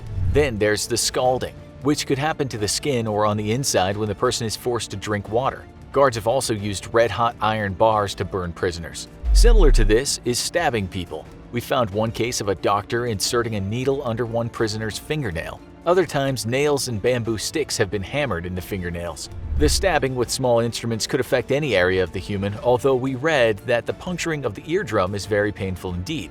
All this can sometimes be stopped if only the person renounces their beliefs. As for the use of water, you won't be surprised to hear that Chinese prisons use a kind of water torture very similar to waterboarding. In other cases, victims repeatedly had their heads shoved into a bucket of water or urine until they were close to passing out. Okay, last one, and it's as brutal as anything we've talked about so far. Number 1. Isolation. So if a prisoner is not being forced 19 hours a day to grueling labor or isn't having their body stabbed, burned, twisted, and abused in any number of ways, they might be left alone in a very isolated space. This is very common. Isolation, though, is somewhat different than that which happens in most countries of the world. For one thing, the cell is so tiny it's hard to move. Reports state that some isolation cells are 5 feet squared, which is around 1.5 meters squared. A person can sit, but not fully lie down or stand up. There are no windows and there are no toilets. A prisoner lives in total darkness with the smell of his own waste. Sometimes water is poured over the floor to make the experience worse. People have given detailed accounts of this in the past.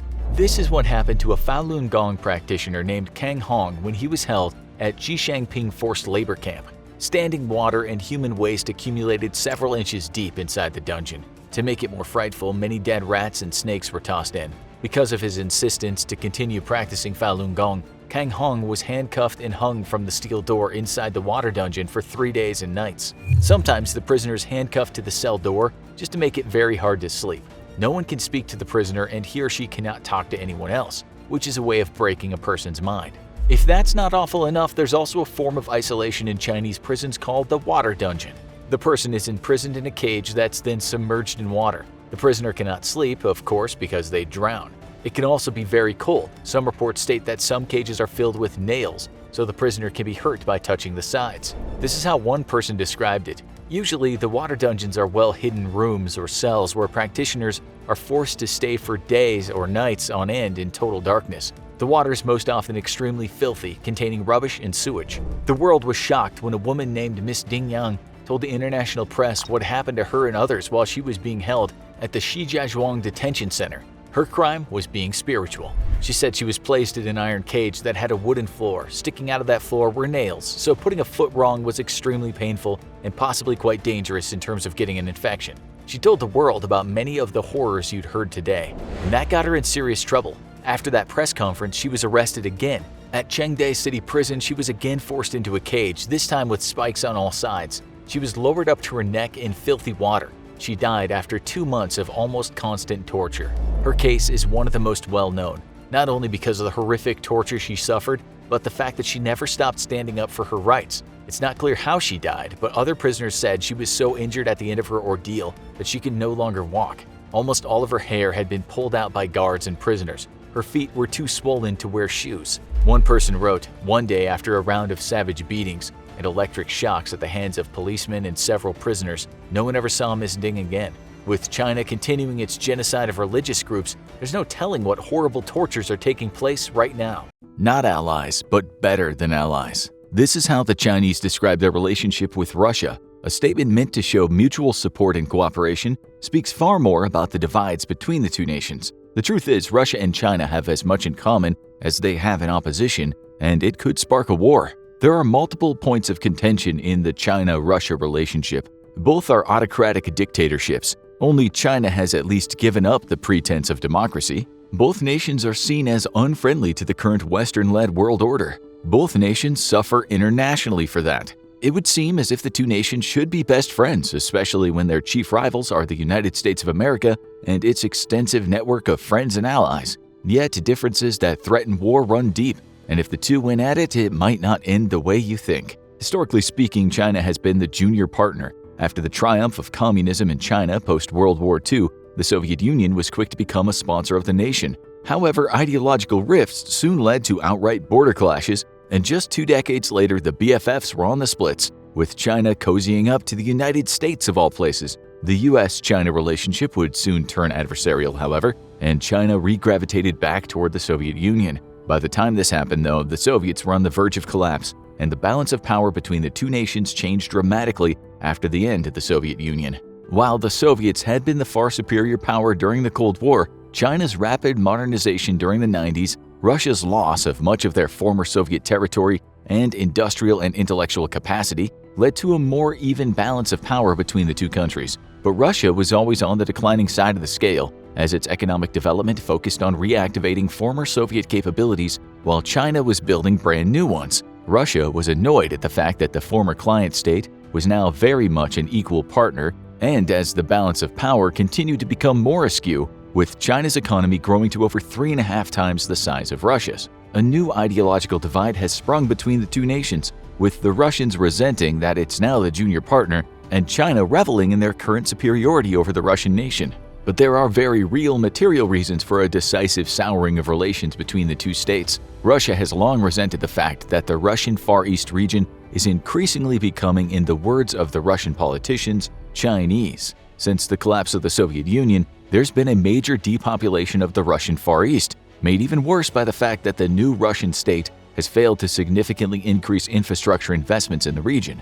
Illegal Chinese and Korean immigrants, meanwhile, have flocked to the region, along with a great number of very legal Chinese immigrants, alongside a lot of Chinese investment. The situation for Russia looks increasingly dire as Chinese firms pour money into the area, with the nation admitting that it has no other recourse but to accept the Chinese money. There's now a very real fear in the minds of Russian politicians that the Russian Far East will soon be lost to Southern Asian powers like China, not necessarily militarily but economically, as foreign control over the region's developed energy supplies is growing year by year via investments. Culturally, the region is also starting to swing toward China as more and more immigration and investment comes from that nation. With such a weak government, military, and economic presence in the region, it's not outside the scope of imagination that in a few decades, the Russian Far East may push for independence and absorption by China. China clearly has a reason to manipulate events and ensure this happens, as the Russian Far East remains very resource-rich.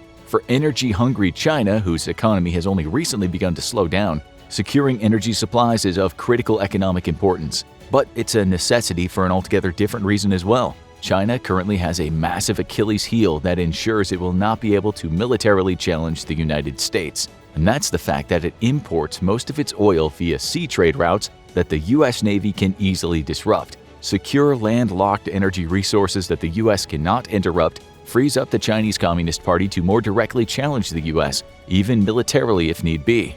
To this end, China has been fiercely competing with Russia for control over the energy resources of Central Asia, exerting massive influence and swinging smaller nations away from Russia. However, there is one final point of contention that is deeply souring the Sino-Russian relationship. For decades, China was a dependable and loyal client for the sale of Soviet and then Russian weapons. With no modern defense industry to speak of, China bought most of its equipment from Russia. However, as China has modernized, so too did its defense industry, decreasing its reliance on foreign suppliers. But Chinese modernization has come at the expense of Russian trade secrets, with Chinese agents being caught red-handed multiple times, stealing or attempting to steal classified Russian technology. China has also violated the tenets of some of its licensing agreements with Russia, especially regarding its fighter aircraft. Multiple Soviet and then Russian fighter designs were approved for license manufacture in China, on the condition that China still purchase Russian engines and electronics for those aircraft, the two areas that China remains weak in. However, Chinese engineers began to reverse engineer Russian components and build their own copies of Russian engines and avionics. This greatly angered Russia. However, the nation was so cash-strapped that it had no other option but to continue allowing licensing of its fighter designs. China's maturing defense sector, however, means it has little need to continue licensing Russian designs. This is most evident by the development of the J-20, which is inferior to U.S. fifth-generation aircraft, but superior to Russia's own Su-57. To add insult to injury, Russia believes that China stole much of the technology that went into the J-20, driving an even deeper divide between the two nations. With egos, control over energy infrastructure and supplies, and increasing Russian desperation for recognition on the world stage, who would win if the two nations went to war?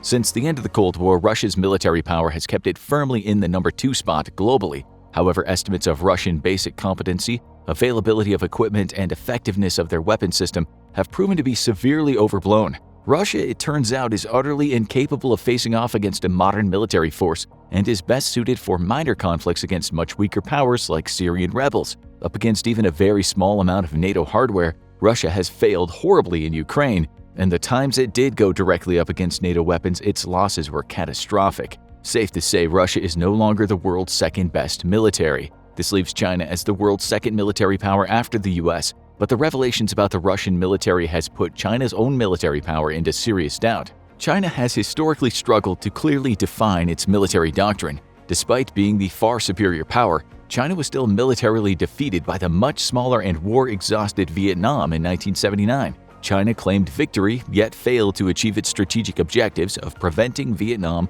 from overthrowing Pol Pot from Cambodia, leaving no question to who really won the conflict. A lot of Chinese military doctrine was based on Soviet doctrine, and this only began to change in 1991 as the United States absolutely trashed much more numerous Iraqi forces, themselves deeply entrenched in Soviet doctrine.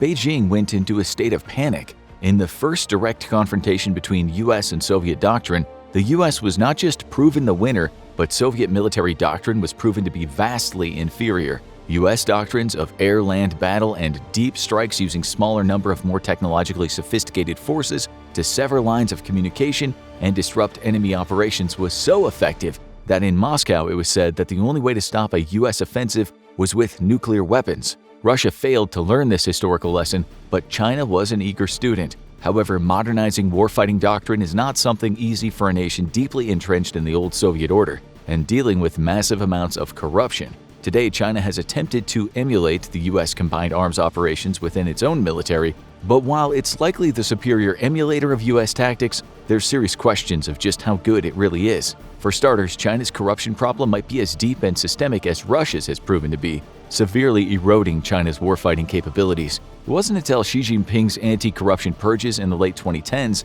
that China took any meaningful steps toward correcting a rampant and out-of-control culture of corruption across its armed services. But as many observers have pointed out, these anti-corruption purges might have been just as much political tools to eliminate rivals as they were tools to make actual progress on changing Chinese military culture, leaving the efficacy of the purges and real Chinese competency in serious doubt. The problem may still be as systemic as Russia's. For generations, the Chinese military operated on a tradition of gifting, where junior officers gave gifts to their superiors in exchange for promotions. This places little value on actual experience and capability, putting incompetent officers in command. Another serious question to Chinese capabilities is the fact that China is yet to prove that it can actually carry out modern combat operations of high intensity.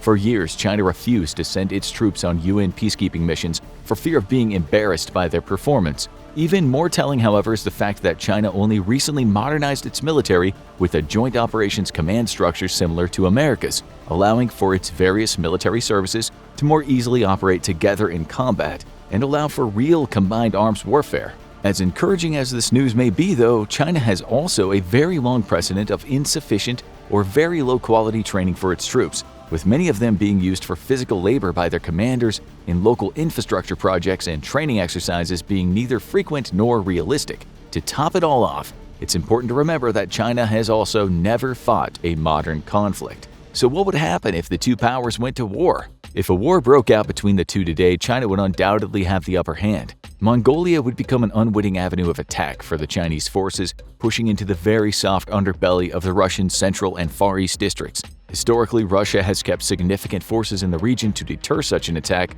but as the war in Ukraine drags on, men and equipment are being increasingly relocated to Ukraine. China, meanwhile, has no such commitments nor borders with potentially hostile nations, save for India. But the Chinese-Indian border is too mountainous for any serious land invasion to occur there.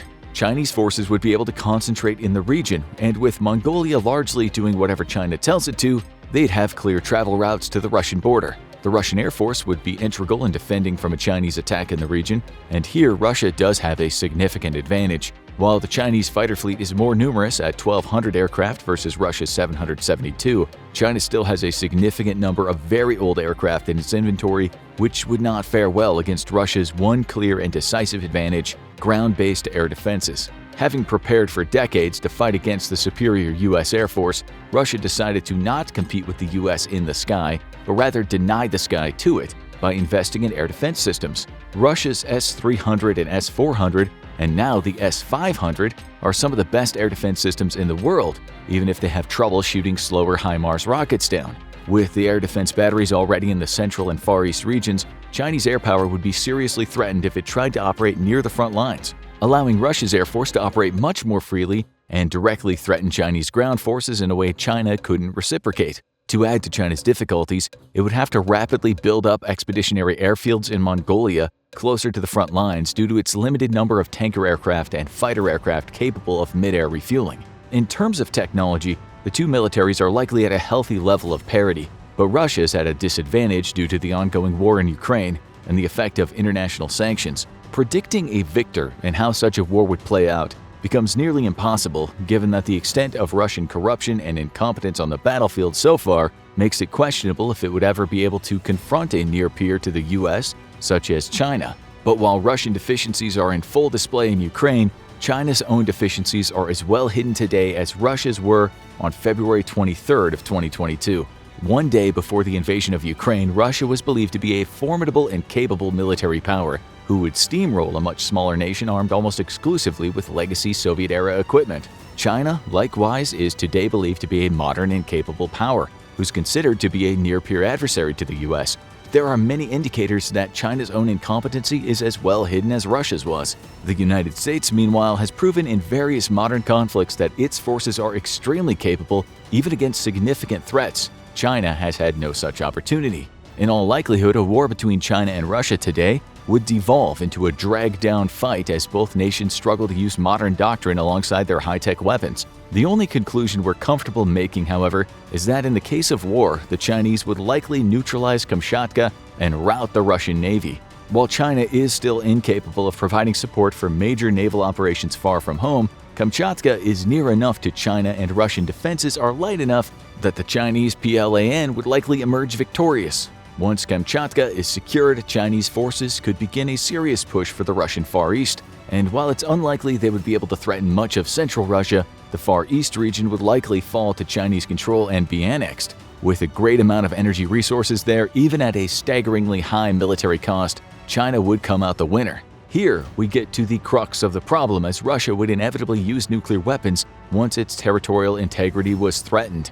Without its own nuclear retaliation, Chinese forces would be annihilated, meaning that in order for there to be any victor in a serious Sino-Russian war, nuclear weapons would have to be used. All eyes are on the Russian bear as it marches across Eastern Europe.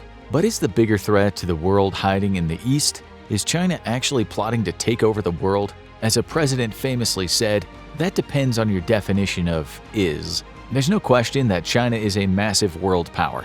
In fact, depending on your standards, it might be only the second superpower in the world after the United States. It's the most populous country in the world, with over 4 times the population of the US. It has the second largest economy of the world, the third largest country in size behind Russia and Canada, and is one of only a small number of nuclear powers in the world. It's certainly the biggest power in Asia, and it might have much bigger ambitions than that. But what are China's actual plans for the world?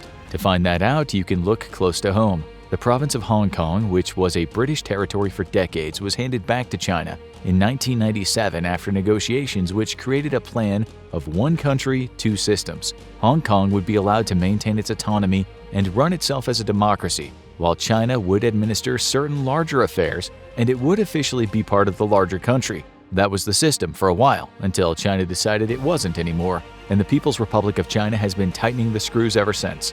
And China has been through plenty of changes itself. Since China became a communist country in 1949 under Mao Zedong, it's been a dictatorship. But Mao's strict adherence to the communist dogma, which led to brutal famines and repression, have long since been replaced with a very different system under Deng Xiaoping and the current leader Xi Jinping.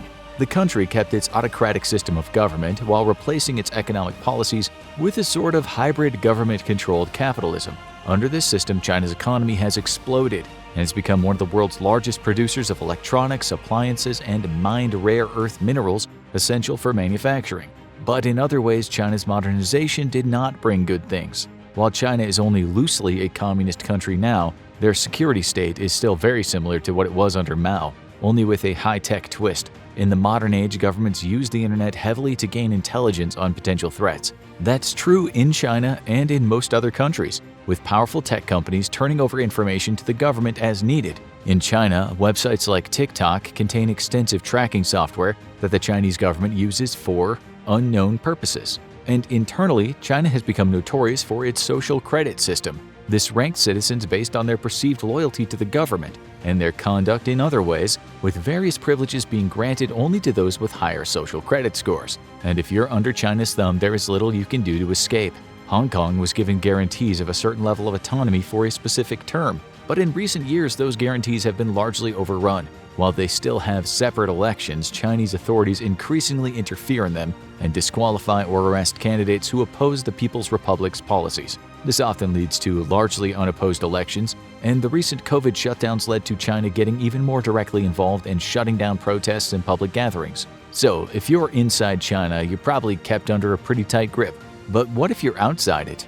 That depends on where you are, because China has been involved in a territorial conflict near its borders for almost 70 years now. When the People's Republic of China took control, it was in the middle of a brutal civil war. The Communists ultimately won, but the forces of the Republic of China managed to consolidate their forces on the island of Taiwan and hold it, essentially creating a new country there. The only problem is, China still refuses to recognize Taiwan as an independent country. In fact, while they claim they're the legitimate government of Taiwan, the Taiwanese government, now a democracy, still claims it's the rightful government of mainland China. But the People's Republic has much more power, and they've managed to use diplomatic pressure to prevent international recognition of Taiwan as a United Nations member state. And they're not afraid to punch back against big targets. China takes it as a personal offense when anyone recognizes Taiwan as being independent, even if that person isn't actually the head of a country. That's why most US politicians have avoided paying visits to Taiwan in the last few decades, to avoid causing any diplomatic crises for the president. But in 2022, Speaker Nancy Pelosi and some other members of Congress decided to make a visit to the island nation, and China responded hard. They stepped up military drills around the island, terrorizing the citizens, and one Chinese propagandist even said the country should shoot down Pelosi's plane. While clearly that would have started a hot war between China and the US, and cooler heads prevailed, it was clear China was willing to escalate in a hurry. But is China all talk and no action? That depends on where you look. While they get a lot of attention for their over-the-top online personality, with colorful propagandists spreading conspiracy theories and trying to meme, they actually do maintain a very strong deterrent against international criticism. And it's one Russia is fond of as well. China's justice system is notoriously harsh, with long sentences and the death penalty on the table for many crimes, far more than murder or treason. And while most of the people in Chinese prisons are Chinese, they have commonly arrested people from other countries for the purpose of prisoner exchanges. When the CEO of Chinese company Huawei was arrested in Canada, it wasn't long before a Canadian citizen was arrested in China on drug charges. but China's reach is growing fast. No one knows exactly what China's long-term plans are. The People's Republic has made many claims about invading Taiwan, and they're no doubt looking closely at Russia and Ukraine to see how that would go. But it's not going well for Russia. Most of the world has committed to supporting Ukraine with military and financial backing, and Russia has found itself increasingly isolated and sanctioned.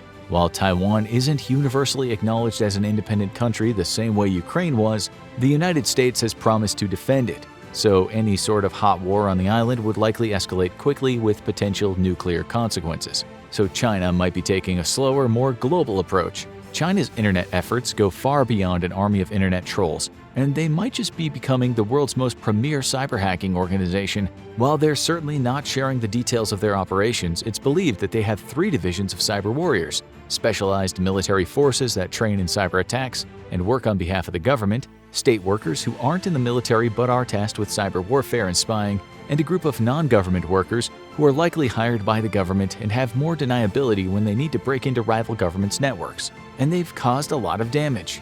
Who has China hacked? Who haven't they hacked? Countless countries have claimed that Chinese hackers have taken classified data.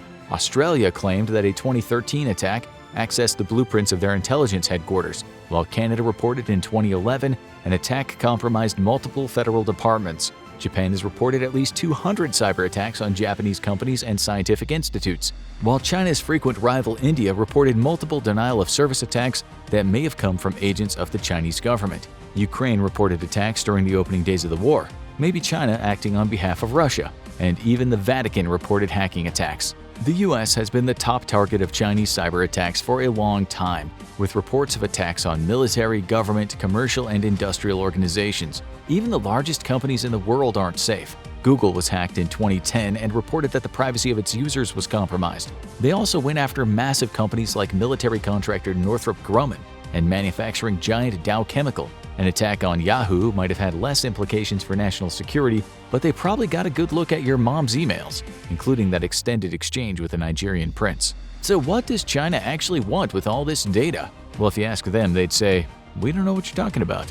No cyber hacking here," as they proceed to hack another company. And because China refuses to fess up to its cyber hacking efforts, it's hard to say what they're actually after. While they hack private companies, it might be Chinese-style capitalism at work, stealing trade secrets so they can give them to their own companies, allowing them to produce lower-cost remakes of major US products, giving them a leg up in the market. They may also be looking for key access to diplomatic cables in their hacking of government institutions. But cybersecurity experts worry about a much bigger threat. If China knows how to get into the mainframes of major companies and government institutions, then they might be looking for a way to turn them off. And if they were ever to initiate war over Taiwan or another country, being able to kneecap the US's military and civilian infrastructure at exactly the right moment could give them the edge they need to finish the job. But is China actually planning a big move? If they are, they've been putting their pieces on the board for a long time. China has a long reach in Asia that goes far beyond Taiwan and Hong Kong. They unilaterally claim sovereignty over the entire South China Sea, which puts them into conflict with Indonesia, the Philippines, Vietnam, and other countries. China's claim means that they have the authority to stop intelligence-gathering activities by foreign militaries in the sea, which has led to multiple near misses between Chinese aircraft and those of other countries. The Hague ruled in favor of the Philippines during a recent dispute, and China's response was to reiterate its claims and continue its campaign of harassment. So why does China want this territory so much? Some people think it's just maximalism. After all, if you claim the sea surrounding a bunch of countries, it's really not a big reach to then claim those countries. But the ocean itself is incredibly valuable, with an estimated 11 billion barrels of untapped oil and almost 200 trillion cubic feet of natural gas hiding far below the waves. If China manages to get the world to accept their authority over these islands, they would have a huge leg up in energy production, something they very much need with their massive population and energy needs. This area also has multiple highly sought-after fishing areas, which would give China the food it needs without having to rely on imports. And more importantly, they would control access to the food of many poorer countries who would have no choice but to align with them.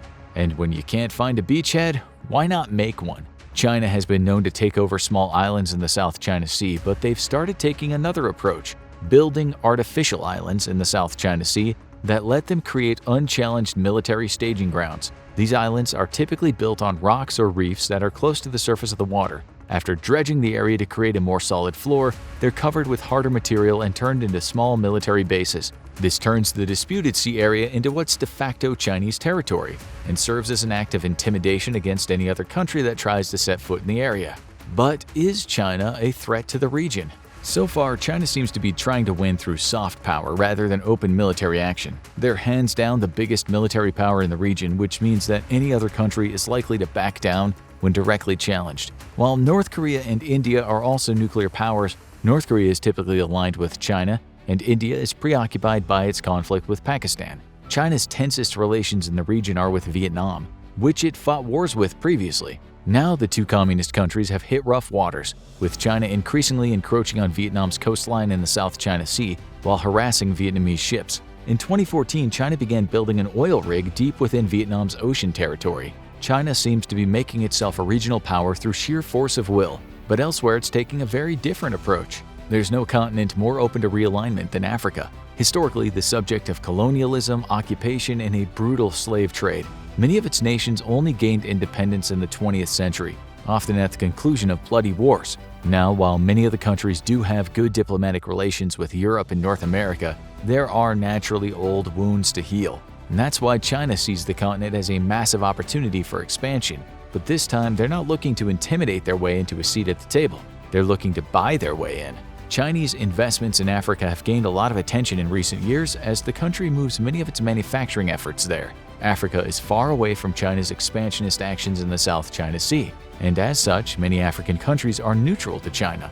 So when a Chinese firm shows up looking to build a factory there, they're likely to be approved. And China knows how to sweeten the deal. They'll frequently build new housing or other infrastructure as part of their investment, creating potential loyalists down the line should the world divide between China and the US. And for China, investing in Africa just makes sense. Many people see Africa as the future of the world.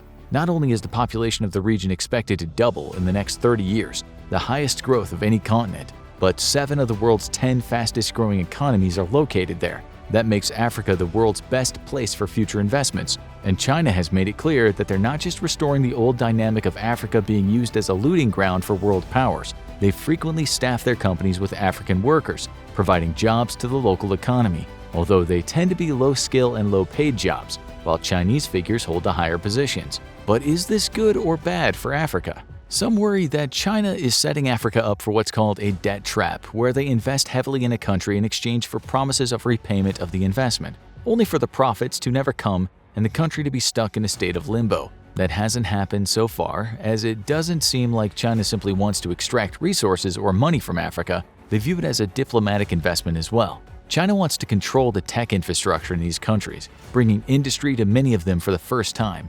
If China was to go to war with the United States and NATO, those countries would find themselves potentially cut off from a massive infrastructure network as China had commandeered it. One of the biggest concerns about this effort is that the heavy industrialization in African countries is hurting their environment, but the governments in most countries seem excited for the investment. But is there a longer plan at work here? China seems to have a hand in just about every region, similar to the other superpowers of the past and present. For Europe and North America, they mostly have cautious diplomacy and an aggressive cyber-hacking strategy to gain intelligence. For their neighbors in Asia, they approach with belligerence and flex their muscles to claim territory. But for nations in the so-called Third World, there's often an outstretched hand instead, offering heavy investments and possibly an alliance against the older powerhouses of the world. And some think this might be all coming together for China to make a big move. Many people have said the 21st century could be a Chinese century, with the country's economy growing by leaps and bounds. But they've been hit hard by their efforts to contain the COVID-19 pandemic, leading to economic slowdowns. Additionally, they've lost many diplomatic allies in the West due to their aggressive military tactics and their domestic policies, particularly their internment of the massive Uyghur Muslim population and their treatment of other minority groups like Buddhists and the Falun Gong movement. That's kept their growth in check, with many Western countries becoming more hesitant to invest heavily there. Which then leads people to worry, are they biding their time for a military move? China is incredibly powerful militarily, maybe the second strongest military in the world. While Russia has the most nuclear weapons of any country, its weapons are old and unreliable to the point where no one knows how many would even fire. China is estimated to have only 350 nuclear weapons, a far smaller arsenal than the US, but every single one of them is in working order, and many are attached to powerful missiles that could hit just about anywhere in the world. They're also one of only a few countries to have aircraft carriers, and their naval and aerial fleets are believed to be competitive with the US's fleet. but their biggest weapon might be how prepared they are. So if China was planning to actually take over the world, how would they go about it? The first step would likely to be to plan with some other countries. China has become one of Russia's few remaining allies since the war with Ukraine, helping them get around sanctions and providing vital economic help. So if China wanted to make its own move on Taiwan, or a much bigger plan, it would likely pull in Russia for help. A coordinated attack on several targets might be much harder to coordinate, and they might have a third partner as well, North Korea, run by the infamous Kim Jong-un. Like China and Taiwan, North Korea has never accepted the independence of South Korea, even after 70 years. A three-pronged attack like this might take the world by surprise. But would they actually win? In terms of a full military invasion, we've seen how Russia has performed, and North Korea has never been tested against a military outside its peninsula. But China's naval fleet is fearsome, and many believe it could fight the US fleet to a standstill in the Pacific. And when you have two nuclear powers standing off shooting at each other, there's always the risk of escalation. China could not win a nuclear war with the US, but a major nuclear exchange would likely mean neither country is left standing. So China is hoping to avoid nuclear war, and it might have a plan to do so. Could China win a war without firing a shot? This might be where China's cyber hacking infrastructure comes into play. Unlike other military attacks, hackers don't announce themselves. They sneak in under the cover of darkness. Imagine if one morning America woke up and nothing was working. The internet was down, smart devices were malfunctioning, and even the government's connections weren't working. They spend hours getting things up and running, and tune into the news to find out that Chinese warships are shelling Taiwan. Their military has established beachheads in Vietnam and the Philippines, and North Korea has crossed the DMZ. While the fighting is far from over, China has declared their invasion successful and says that any interference from the US would be an invasion of their territory. Surely the United States would arm up, right? Not so fast. Maybe China calls in its chips with Africa and cuts the US off from several key suppliers. Supply chain issues are a bane of Russia in the Ukraine war, and the United States might now face the same problem. China would have cut off its supplies, as will any country aligned with it. More critical, and occupied Taiwan would no longer provide America with the key semiconductors it needs to operate much of its technology, and the United States would have to think twice before expanding key military technology. While South Korea's fearsome military would likely be able to hold off North Korea for a long time, and China would likely rein in the North to keep them from using nuclear weapons, it's unlikely that Taiwan or Southeast Asian nations could hold out too long without support. But is this where China would want to stop? Taking over much of Asia has been China's goal for a long time, and if this plan would work, it would have pulled it off without getting bogged down in a global conflict. This would firmly entrench it as a superpower and make the United States look toothless. More countries would be looking to align with China, and that includes India. China's goal would likely to be to turn India into a regional client state rather than actively trying to conquer it. And with Pakistan on one side and China on the other, they could put a lot of pressure on the subcontinent. Smaller nations in the region would likely choose to align with China for protection, and China's next big step would be to expand further out into the Pacific. Many small island nations there could be pressured into signing deals, giving the Chinese free rein in exchange for protection, and that might bring China into direct conflict with the United States. While most Pacific islands are independent nations by now, the United States has several territories, including Guam and American Samoa. While they're unlikely to try to annex any of them outright, at least at this stage, they would likely start treating them in a similar way to the way they did Vietnam initially. They would just step on their sovereignty as much as they want and dare them to respond.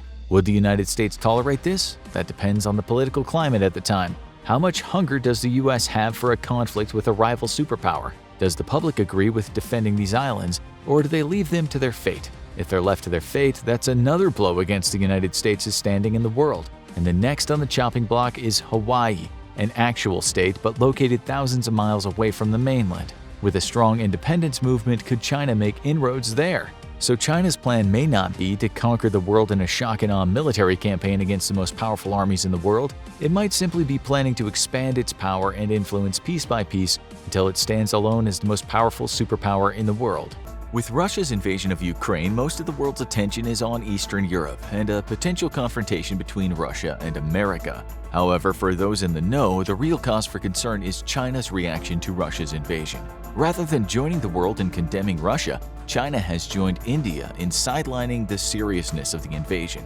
Even worse, China now supports and helps spread Kremlin propaganda, suppressing the atrocities committed by Russia on Ukrainian civilians. Why is China so interested in helping Russia weather the global storm it unleashed? Because China has plans to launch its own invasion, and that puts it on a collision course with the United States of America. Not long ago, China's President Xi Jinping stated that China must reunite the breakaway island of Taiwan with the mainland. After World War II, Chinese nationalists continued their war against rebel communist forces, inevitably losing and being forced to flee the mainland for the island of Taiwan.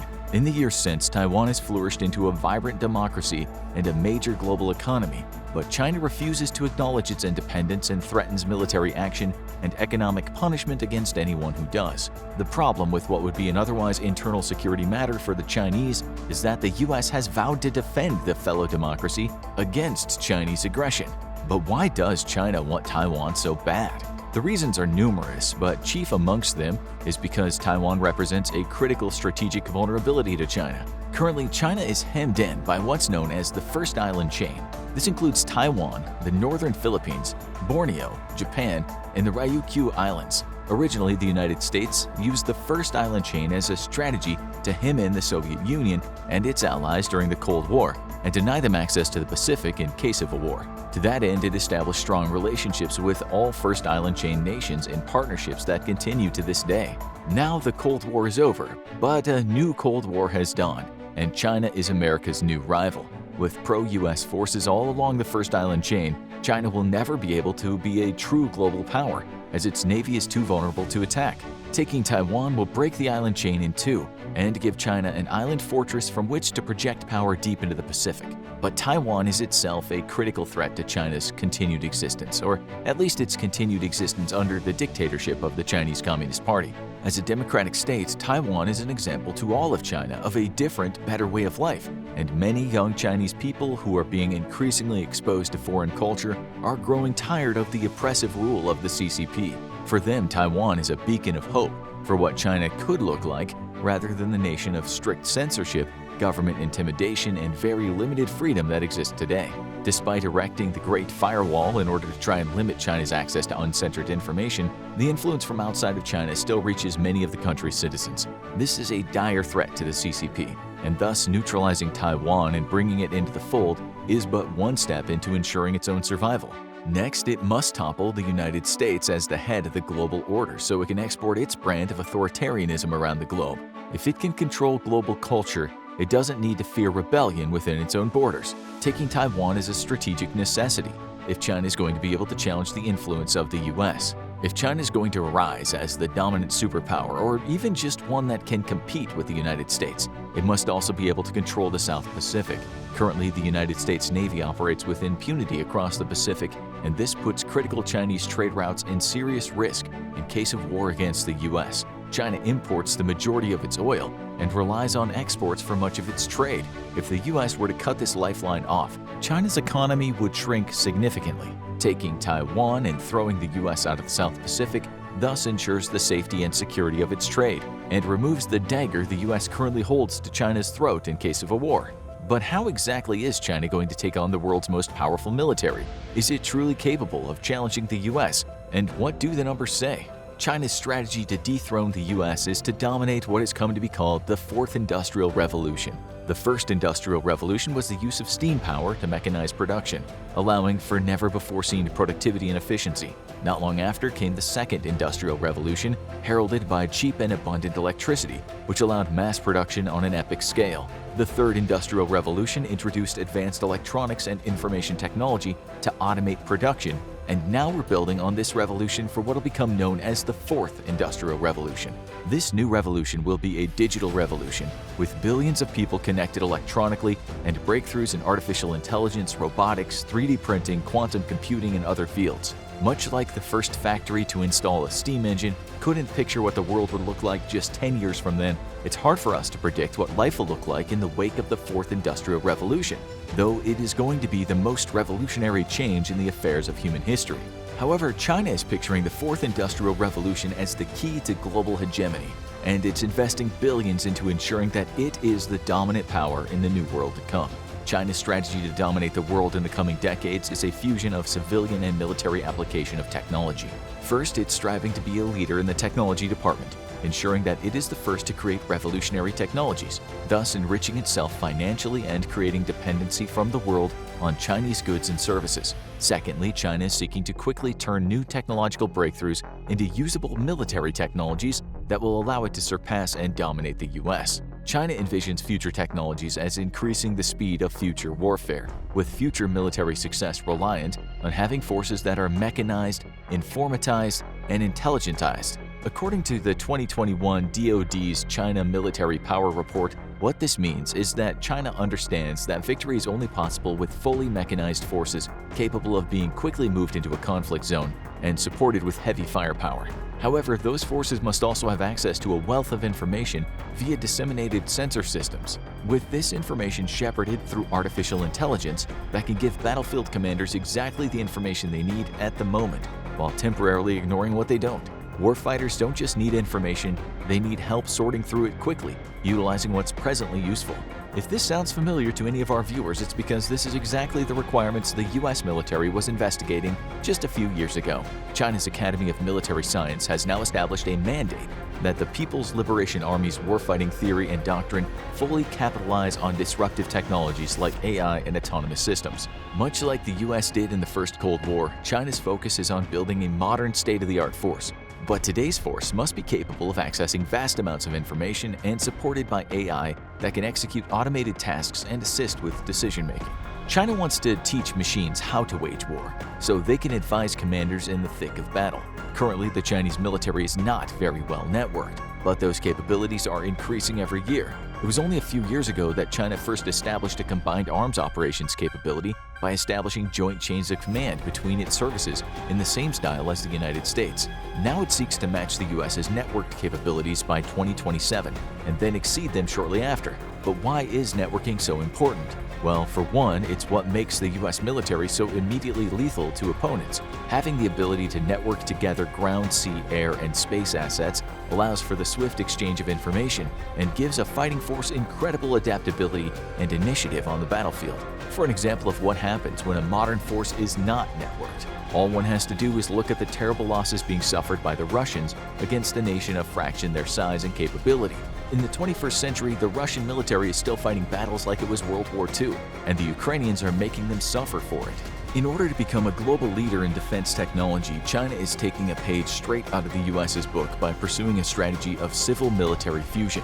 What made the United States the superior power during the First Cold War was the close partnership between its military and civilian industry, which thrived in an environment of innovation. Such a partnership allowed for a swift adaptation of civilian technological breakthroughs into military assets and vice versa, with U.S. military technology breakthroughs quickly adapted into civilian technologies, making U.S. companies the most competitive in the world. Artificial intelligence, robotics, quantum computing, and biotechnology will shape not just the future of warfare but of human society itself. Achieving technological superiority and leadership in one or more of these areas will make China a true competitor to the United States. Achieving hegemony over all these critical areas will make China an insurmountable superpower. In order to achieve the goal, China is investing heavily in domestic innovation, but also in foreign investment to acquire technology, the recruitment of global talent, academic collaboration for research and development, and finally, China's strong point, military and industrial espionage. So how is the US preparing for this looming confrontation? First, as scary as China's ascension may seem, it's important to remember that it's still running uphill against America. Since the end of the First Cold War, the United States has influenced a new global order based on growing liberal democratic values. As we've seen in the global backlash against Russia, the New World Order frowns on the autocracies and abuses of the Old World. Vladimir Putin is a relic of the Old World with no place in modern society, and with a unified voice, the West has shouted him and his nation down, even going so far as to severely hurt themselves financially in order to punish Russian military aggression. This should be of grave concern to China's Xi Jinping and his Chinese Communist Party, as they too are relics of the Old World. The uprisings in Hong Kong that lasted for months are but a taste of the simmering tension just under the surface of Chinese society, and proof to the CCP of the corrupting influence of liberal Western values. Should China follow in Russia's footsteps and engage the world in hostility, it too will quickly find itself a pariah and outcast nation, effectively crippling any bid to become a global leader. This is why it's important for China to undermine Western values. The United States remains the world leader in technological innovation, despite mounting pressure from China and beyond. But the US is far ahead in one important area of technology: its ability to rapidly commercialize new and emerging technology on global markets. While Chinese technology grows in influence around the world, American companies are already globally established brands. China's modern problem is in convincing the world to buy more than just cheap manufactured goods from it. US commercial success is also due to its global culture domination. American brands are present in every country on Earth, but so is its culture. With one of the most rapidly evolving cultures in the world, US culture can be hard to define or nail down. But cultural export instruments such as Hollywood and Silicon Valley remain unassailable by their Chinese counterparts. For instance, while China may have developed the massively popular TikTok app, it wasn't until China pushed the app on the American marketplace and established relationships with American influencers that the app exploded in popularity. This is important because military and economic might only count for so much, and the US has used culture to bridge ideological gaps with partner nations around the world. Shared culture is the bedrock of strong strategic partnerships, and China has absolutely nothing of the like except for its partnership with North Korea. Shared culture and shared values are the reason the US remains the leader of the free world, and not because of its military being the strongest. Culture is another problem for China in its ongoing confrontation against the US and the rest of the West, because one of China's biggest problems is creating immigrant Chinese citizens. While over 1 million Chinese Americans reside in America, only a few thousand American Chinese have made their home in China. If China seeks to dominate future technologies by recruiting promising talent from around the world, it must be able to entice them, not just financially, but also with a desire to make China their new home. This is a massive problem for China versus the US, which remains one of the most attractive destinations for the world's most talented, due to not just economic opportunity, but its liberal democratic values. Finally, China must not just triumph over the US in future competition, but against the world, because outdoing the United States in one or more areas of technological innovation means little due to wide-reaching US alliances and partnerships. For America, a win by one of its allies is still a win for the US, while China must stand against the world completely alone.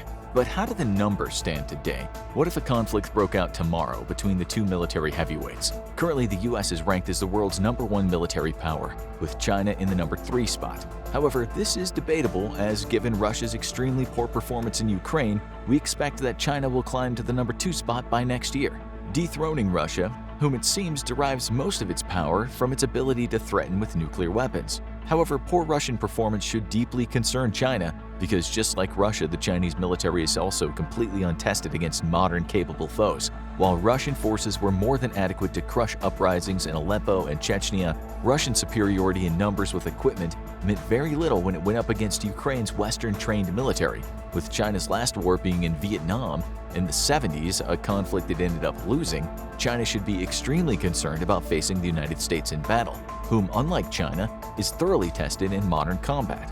Much like Russia, China has lacked a robust training regimen for its military, with exercises typically being highly scripted and mostly for the benefit of visiting dignitaries. This culture has begun to change within China, but the nation is yet to match the robust training schedule of the US military. Realistic training, though, is not enough for the Chinese military, as it, also like Russia, must also contend with a legacy of corruption that has plagued its ranks for decades. President Xi Jinping's massive anti-corruption effort has produced great results, but the service must still contend with many officers who hold rank due to the time-honored Chinese tradition of gifting, wherein a junior official gifts a senior official in exchange for promotion. Currently, the Chinese military numbers at 2 million strong, dwarfing the US military in its 1.39 million strong force. This gives China a numbers advantage, but the US retains a great deal of force multipliers that don't just even the playing field but tip it decisively in its favor. Chief amongst these is a well-trained and well-equipped modern fighting force, while Chinese units vary widely in modernity.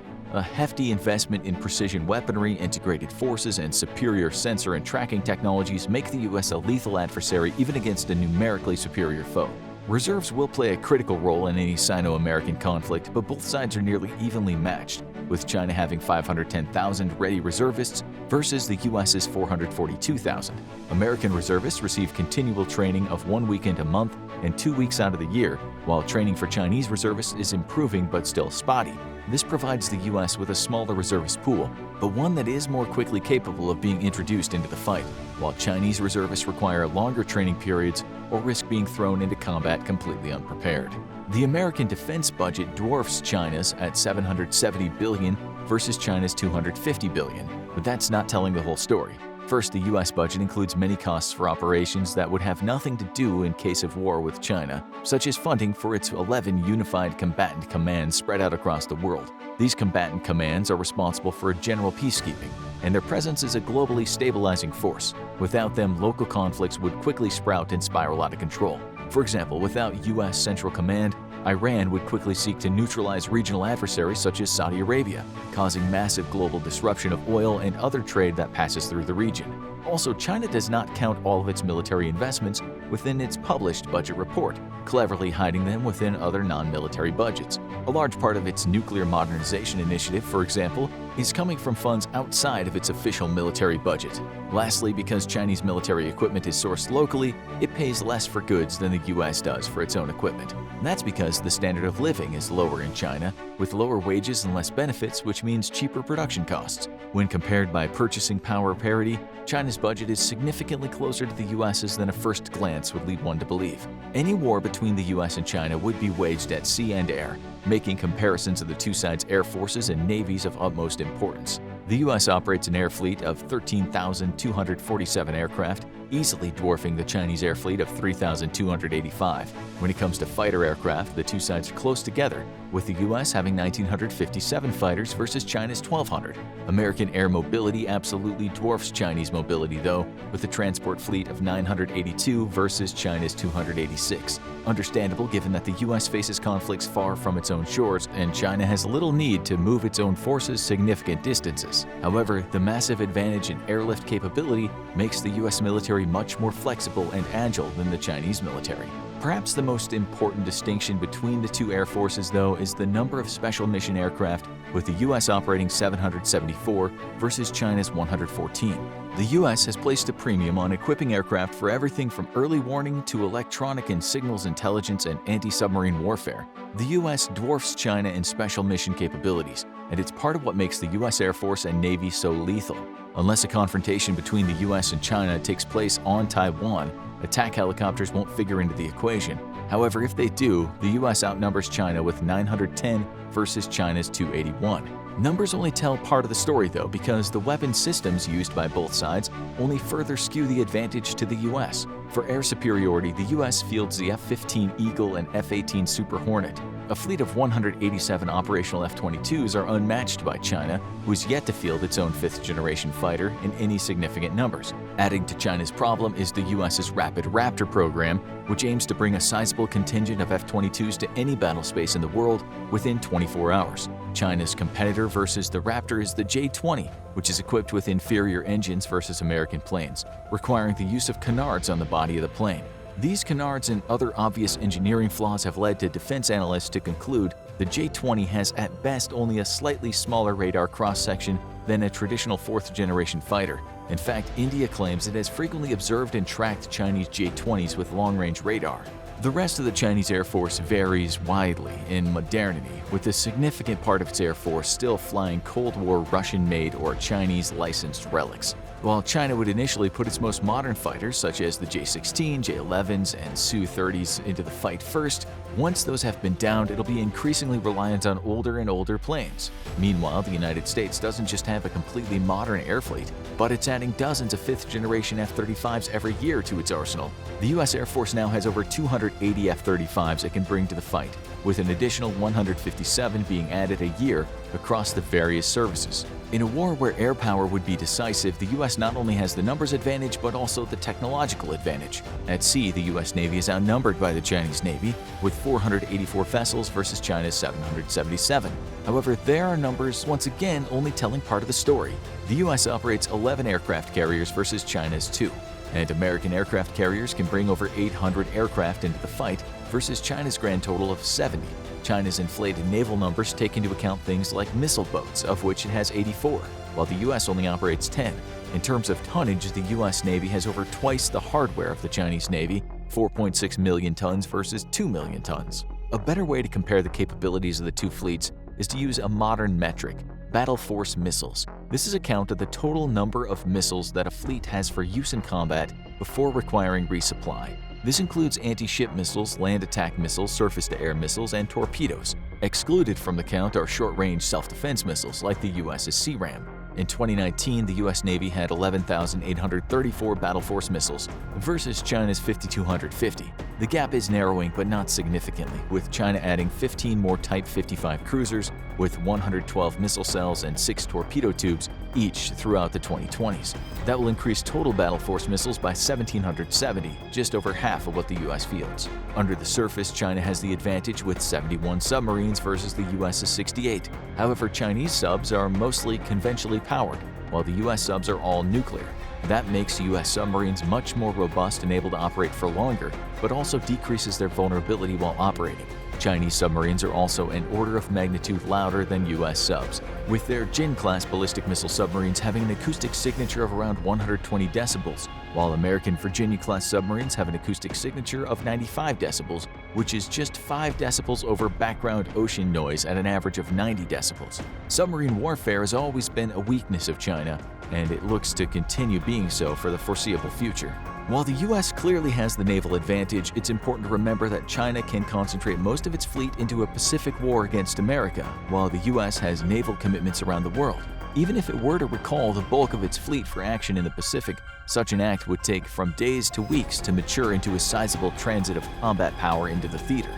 Realistically speaking, the US Navy maintains an edge over China, but the two sides are very close to parity in terms of capabilities. Where the US advantage comes is in its ability to quickly replenish combat losses with well-trained crews and modern ships, while Chinese combat losses are not so easily replaced. Further honing America's advantage over China is its partnership with regional powers such as Japan and Australia, who would either allow the US to use their territory as bases of operation for war against China or very likely join the conflict itself. A new trilateral defense pact between the United Kingdom, the United States, and Australia is even seeing the US building nuclear-attack submarines for Australia on the condition that in case of war, it will join in the effort against the People's Liberation Army, Navy, and Air Force. America's advantage in equipment and technology is sizable and looks set to remain so, but it's the US global partnerships and championing of liberal values that present the greatest likely insurmountable challenge for China. Until the Chinese Communist Party changes its core values, if it wishes to fight against America, it's picking a fight against most of the free world. In 30 years' time, watching this video will be illegal in your country because China will have dominated the world. The Chinese Banksy, the man known simply as Baidu Chao, recently had his exhibition in Italy protested by the Chinese government. Infamous for speaking out against the Chinese Communist Party, China lobbied the Italian government to have his show cancelled. When that didn't work, the nation threatened Brescia, the Italian city where Baidu Chao's exhibition was being held, with warnings that continuing with the show would put any future collaborations in jeopardy. The city ignored the warning and the Italian government refused to shut the show down. Then the Chinese government moved to threaten Baidu Chao himself. They first ran propaganda pieces on Baidu Chao through state-run websites within the Great Chinese Firewall, casting into doubt his character and making baseless accusations against him. The government actively encouraged anti-Baidu Chao sentiment among Chinese social media while censoring any pro-Baidu Chao posts. Then things got personal. Chinese people began to show up at Baidu Chao's exhibit, claiming to be supporters. Getting close to the artist, they began to deliver warnings about how dangerous Italy could be.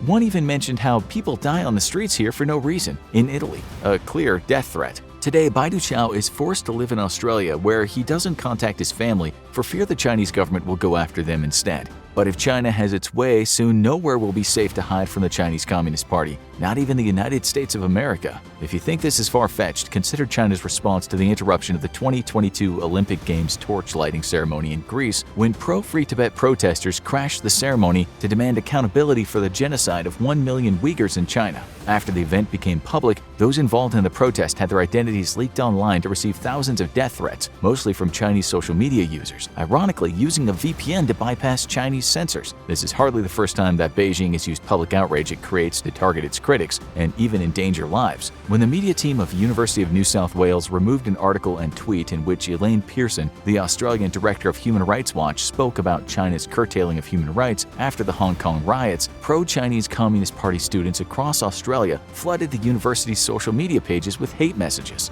The irony here once more being that if they did this in their own country, they'd be jailed for it. But it's no laughing matter, as Australia has a large Chinese population and there are now concerns over how to preserve free speech in the face of overwhelming Chinese intimidation of China's critics. If you thought the US, a country known for its staunch defense of free speech, is safe from Chinese influence, think again. In 2020, 5 people were arrested in what the US officials called an aggressive Chinese government operation to track down dissidents and critics of Beijing in the United States and repatriate them. This operation, codenamed Fox Hunt, was according to Beijing part of an anti-corruption campaign where the targets were supposed to be brought back home to China for trial. That is frankly terrifying, as it's clear China was willing to bring these critics who sought safety in America home no matter the cost, possibly even involving kidnapping. The scary thing is that by US officials' own administration, China has several of these squads in operation across the United States, and fighting and neutralizing them is now a top priority in order to protect the rights of Chinese immigrants in America. Chillingly, one of those agents caught by authorities had left a note on the door of one man they were seeking to bring back to China, which read, "If you are willing to go back to mainland and spend 10 years in prison, your wife and children will be all right." That's the end of the matter.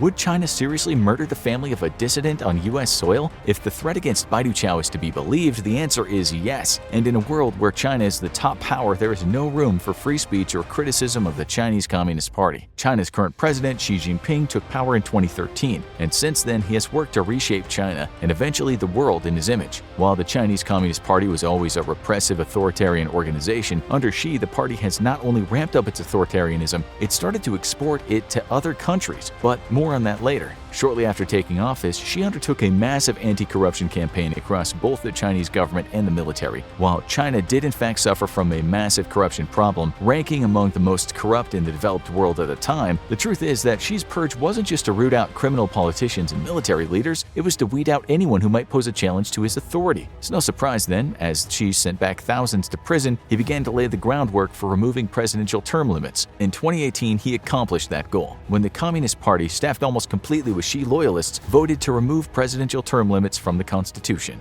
But ruling China isn't enough for the CCP. To ensure their own survival, they need to topple the liberal globe order modeled on Western democracies, and China's got 2 plans to do just that. The first is the most direct and simple approach, and it starts off right on their own shores. China's ambitions to become the world's reigning superpower will never come to pass if it can't first topple the current reigning world superpower, the United States of America. In order to achieve this, it first must kick the US out of the Pacific for good, and that means building a strong navy. Navies need soldiers though, and to that end, China is preparing its people and the world for war against the United States. Since the late 2010s, a slew of Chinese action films have been released globally, featuring Chinese heroes who inevitably end up fighting against corrupt American villains. Meanwhile, China threatens to blacklist any films that feature Chinese villains, as US producers discovered in 2012 when the Red Dawn remake was forced to undergo extensive reshoots and editing to change a plausible Chinese invasion of America into an unrealistic invasion by North Korean troops. China has never been able to challenge even just the US Navy's Pacific forces, never mind the entire might of the American Navy. But in the last 10 years, China's ability to challenge the US Navy has dramatically increased, with capabilities that it could only dream of when first Xi took power.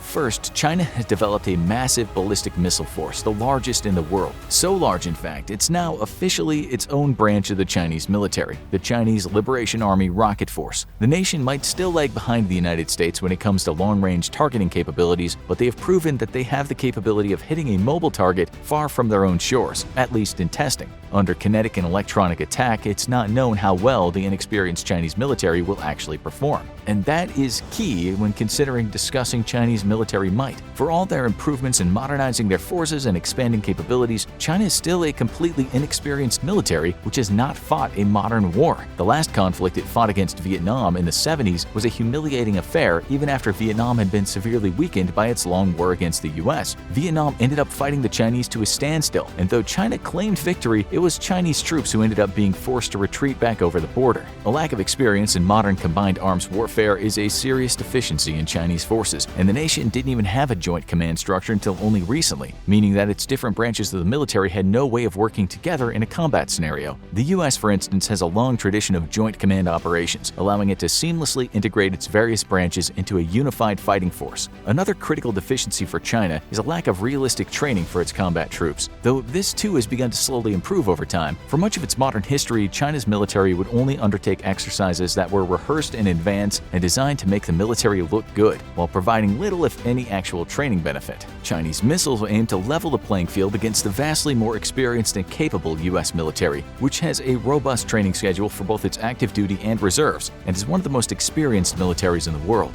A missile doesn't need to be trained, and a salvo of missiles can quickly level the playing field. Thus, the PLARF is a serious threat to the United States Navy. Their missiles have steadily become more accurate, with the DF-3A long-range ballistic missile initially having a miss radius of 4,000 meters, and today one of only a few hundred meters. That's far from pinpoint accuracy, but if you're using nuclear weapons or a large enough number of missiles, accuracy is largely irrelevant, even against a moving carrier strike group. And China definitely has the missiles to spare, with approximately 2,200 long-range conventional ballistic missiles ready to engage the U.S. Navy all the way across the Pacific, nearly to Hawaii. China has enough missiles to target every vessel in the U.S. Pacific Command and overwhelm its anti-missile defenses. What's unknown, though, is how well the PLARF would operate in a contested environment against U.S. kinetic, electronic, and cyber warfare assets. In order for a missile to strike its target, a long kill chain of assets must be protected from destruction or harassment. And the further away the target, the more vulnerable and critical this kill chain becomes. These kill chains can be aerial surveillance assets, satellites in space, ground and airborne radar, and all-important data links, which must be protected from enemy attack and degradation. It's unknown how well China can defend its kill chains to ensure the rocket force can keep the U.S. Navy out of the Pacific. But striking against its highest priority target doesn't require a very long kill chain. Thousands of China's missiles are aimed at the first stepping stone in China's ascension to dominate the world, Taiwan. This breakaway republic used to be a Chinese territory until after World War II, when the Nationalist Party retreated to the island from the Communists. Initially a dictatorship, Taiwan grew ties with the United States and changed to a liberal democracy. But that democracy is only 100 miles offshore from a communist dictatorship that very much wants it back in the fold. For China, reclaiming Taiwan is of critical importance. For starters, the continued independence of the island nation is a thorn in the side of the Chinese Communist Party. Its liberal democracy is a direct challenge to Xi Jinping's authoritarian dictatorship, and sets an example that a growing number of young Chinese are eager to follow. This is a threat to the CCP's survival, as the last thing that the party wants is the Chinese people getting silly ideas like voting rights or free speech in their head. To counter Taiwan's influence, a robust censorship campaign targets and eliminates any pro-Taiwan or pro-democracy content on China's state-run social media. In China, this photo is illegal, and posting it can get you sent to jail.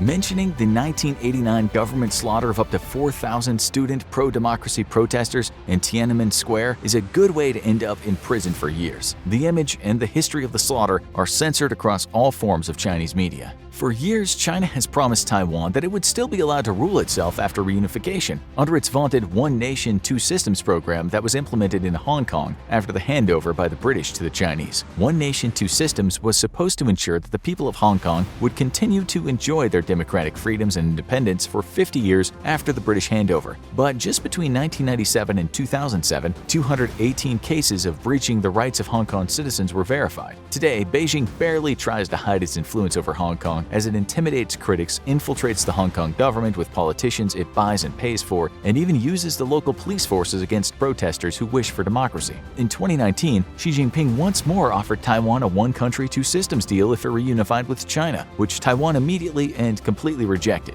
Given how China has treated Hong Kong, it's difficult not to see why Taiwan's president so quickly and thoroughly dismissed any idea of being lured back into the Chinese fold with the lie of one country, two systems. Taiwan knows that once China has a foothold on its island, the democratic rights and freedoms it's enjoyed for generations are over. Taiwan's independence, however, is more than just a threat to the Chinese Communist Party's future. It's also a major military embarrassment for a country that wishes to be seen as a superpower. The definition of a superpower is a nation which can project its cultural, economic, and political and military power across the entire planet, a role that currently only the United States can fulfill. If China can't even bring an island nation of 100 miles off of its coast to a heel, how is it supposed to project its military or political power globally? As long as Taiwan remains independent, it'll prove to the world that China's incapable of projecting military or political power even just off its own shores, and thus Taiwan must fall if China is to rise. Whether it happens peacefully with reunification or under armed invasion remains to be seen, but recent polls showed that over 90% of Taiwanese supported continued independence. Retaking Taiwan, though, also gives the Chinese military the breathing room necessary to kick the United States out of the Pacific for good.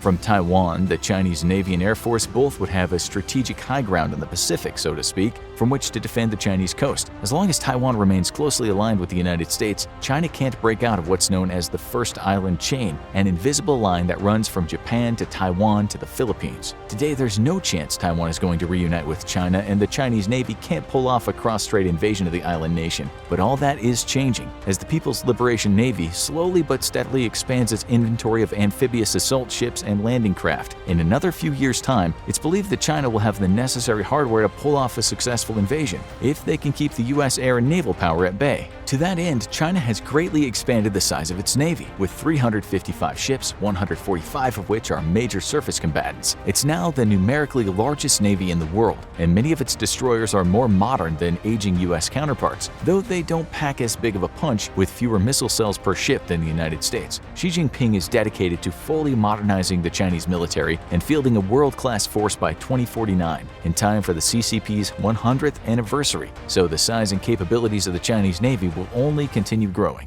To counter this threat, the United States has undertaken a renewed shipbuilding program and accelerated the procurement of new classes of destroyers, submarines, and even aircraft carriers. However, the U.S. has commitments all over the world, while China can focus the entirety of its forces on just one opponent, the United States. This is a major strategic problem for America in a future showdown with China, but the U.S. has one big advantage that China lacks: allies. So it turns out authoritarianism is not a popular choice with most people, and acting like a regional bully isn't conducive to making friends. At the moment, China has no regional allies and few friends of any influence. Even its closest neighbors, for the moment, prefer to partner with the US than China. But this is where part 2 of China's plan to dominate the world comes to play: soft power. In order to push the United States out of the Pacific, China must wield enough economic and political power over its neighbors that it's able to force them under its influence and out of the US's. To that end, China has launched a multi-pronged offensive on its regional neighbors that includes charm, appeasement, political manipulation, and even outright economic coercion. Beijing's charm offensive has never worked out the way it hoped, and in fact ended up driving Australia even closer to the United States, to the point that the nation has now joined a trilateral pact with the US and UK to defend the Pacific. When Australia joined the United States in calling out China for its human rights abuses and genocide of the Uyghur people, China responded by economically punishing Australia, putting harsh tariffs on Australian goods, and resorting to outright sanctions. In response to these actions, a Chinese official said, "We'll not allow any country to reap benefits from doing business with China," while groundlessly accusing and smearing China and undermining China's core interests based on ideology. The smear that insulted Beijing, Australia condemning the nation for photos like this, captured using a drone and smuggled out of the country, with a long history of chemically castrating Muslim minorities in its western provinces, separating families, imprisoning tens of thousands without a cause, and forcing Uyghur women to have abortions and undergo sterilization. China has rightly earned international condemnation for human rights abuses. The nation claims it's simply fighting extremism. The truth is, it's carrying out a quiet genocide, and an estimated 1 million are already dead. But while Australia didn't bow to China's pressure to remain quiet on its human rights abuses and toe the Chinese Communist Party line, other small nations have, because they have no choice. For nearly a decade now, China has undertaken its Belt and Road Initiative. The modern Silk Road is meant to improve China's access to international markets by building infrastructure both at home and abroad. The biggest beneficiaries have been smaller, less developed nations whom have received loans from the Chinese government to build much-needed infrastructure with Chinese firms, of course. But the problems come when the loans come due, as these generous loans provided by China often have outrageous repayment terms that China knew the host nation would never be able to adhere to, despite the promise of greatly increased economic activity. In most of these places, that promised economic boon never came, and so nation after nation has defaulted on these loans. Unable to repay, the countries have been forced to cede entire airports, shipyards, and railways to the Chinese government, giving up ownership entirely. China's Belt and Road Initiative has thus been retermed as modern colonialism, with China at the helm. But with most underdeveloped nations, the allure of Chinese economic prosperity will entice them to agree to just about anything Beijing offers, or commands of them. It's no surprise that many of these nations suddenly find their government filled with pro-China yes-men and importing tens of millions of dollars of surveillance technology. Along with Chinese infrastructure, all too often comes Chinese style of government, and the Chinese Communist Party has been all too glad to export its form of authoritarianism to the world, and how to maintain a modern surveillance state. With exports to over 60 nations, Huawei has become the global leader in exporting surveillance tech, with China even building entire surveillance networks for host countries. Slowly but surely, China is changing governments around the world, and the US is inadvertently helping it. Under the Trump administration, the United States stepped back from its role as a global leader. This vacuum of power was quickly exploited by China, who was happy to infiltrate international economic and political organizations left reeling after a retreat from the United States. Due to ambiguity over the US's willingness to defend traditional Western values of liberal democracy and open markets, nations caught between a powerful authoritarian neighbor such as China and a desire for liberal freedoms found themselves questioning if it was politically survivable to continue to oppose the desires of their more powerful dictator next door. This was most obvious across the South Pacific, as nations such as Vietnam and Thailand were suddenly forced to consider the possibility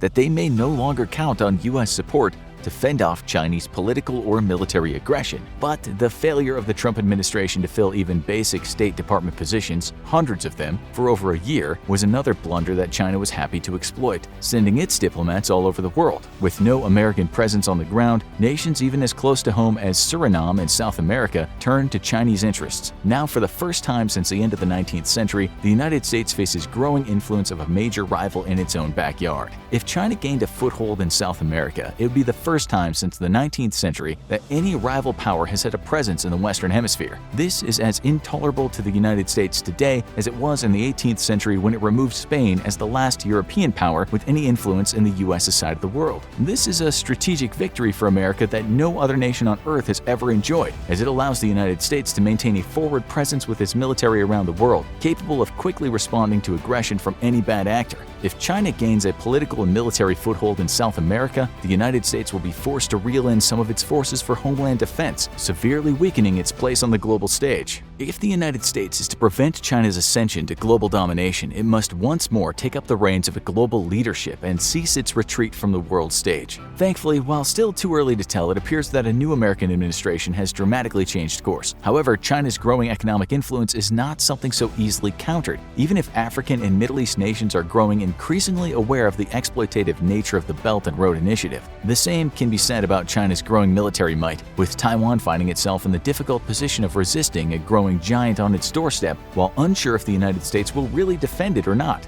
And as the US continues to hesitate on the global stage, the rest of the world is starting to have to ask itself the same question. Is it better just to appease the Chinese Communist Party or run the risk of becoming its next victim? The People's Republic of China is huge. Not only is it the world's most populous country, with a population of around 1.404 billion people, it's massive land-wise. The country is approximately 3,700,000 square miles, making it slightly larger than the United States in land area. Although China spans 5 geographical time zones, the whole country follows a single standard time. China's home to 56 ethnic groups. Linguists estimate that there are nearly 300 living languages spoken in China, with Mandarin Chinese having the most speakers, around 955 million people. China is governed by the Communist Party of China, which administers the country from the capital of Beijing. The country is rapidly developing and is on track to become a superpower. Here are 6 places China is attempting to subjugate to expand its borders, economic, and global influence. Number 1. Tibet. China has a long and volatile relationship with Tibet, beginning in the 13th century and throughout different periods in history. Tibet has been ruled by Chinese and Mongolian dynasties and has also been an independent nation. In the first quarter of the 20th century, Tibet was ruled by Great Britain before once again becoming an independent nation.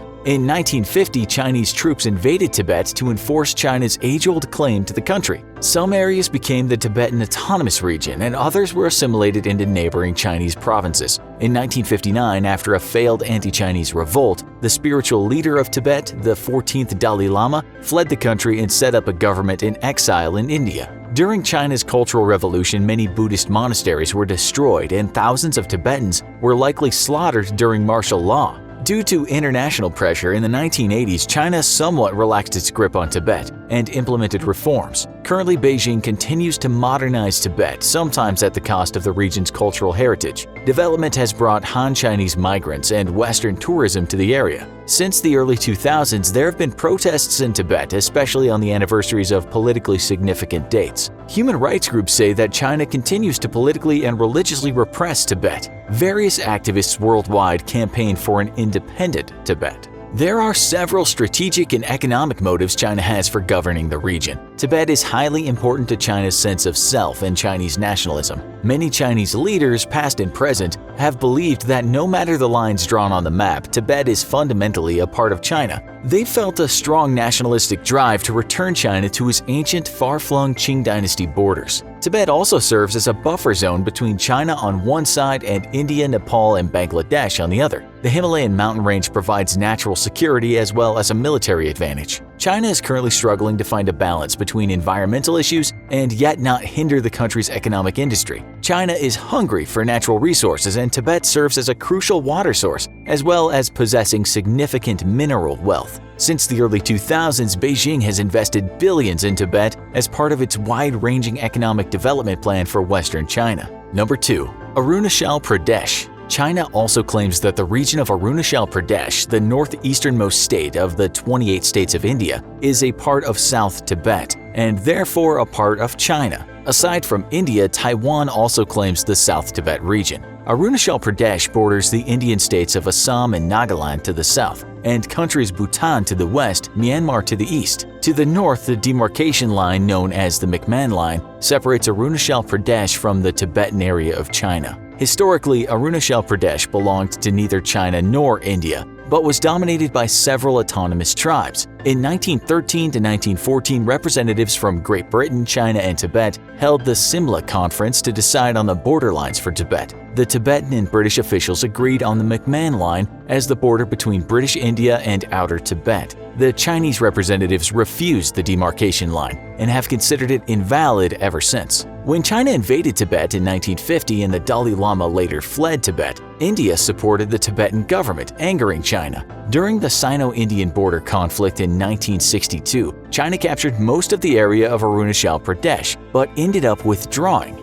In recent years, tensions have risen as China has publicly claimed the region of Arunachal Pradesh. China is especially interested in a small district called Tawang, which borders Tibet and Bhutan. China has even gone so far as to destroy thousands of maps and make new ones, having renamed parts of Arunachal Pradesh with Chinese names. India, while not growing as fast as China, is still emerging as a regional economic powerhouse. China wants to dominate Asia and sometimes seems to look for ways to clash with India. Most importantly, it's strongly assumed that there are heavy deposits of minerals such as gold and lithium in Arunachal Pradesh. A large-scale Chinese mining operation found gold and silver deposits worth around $60 billion in the Lunzi County of Tibet, which is directly adjacent to Arunachal Pradesh. Number 3. Aksai Chin.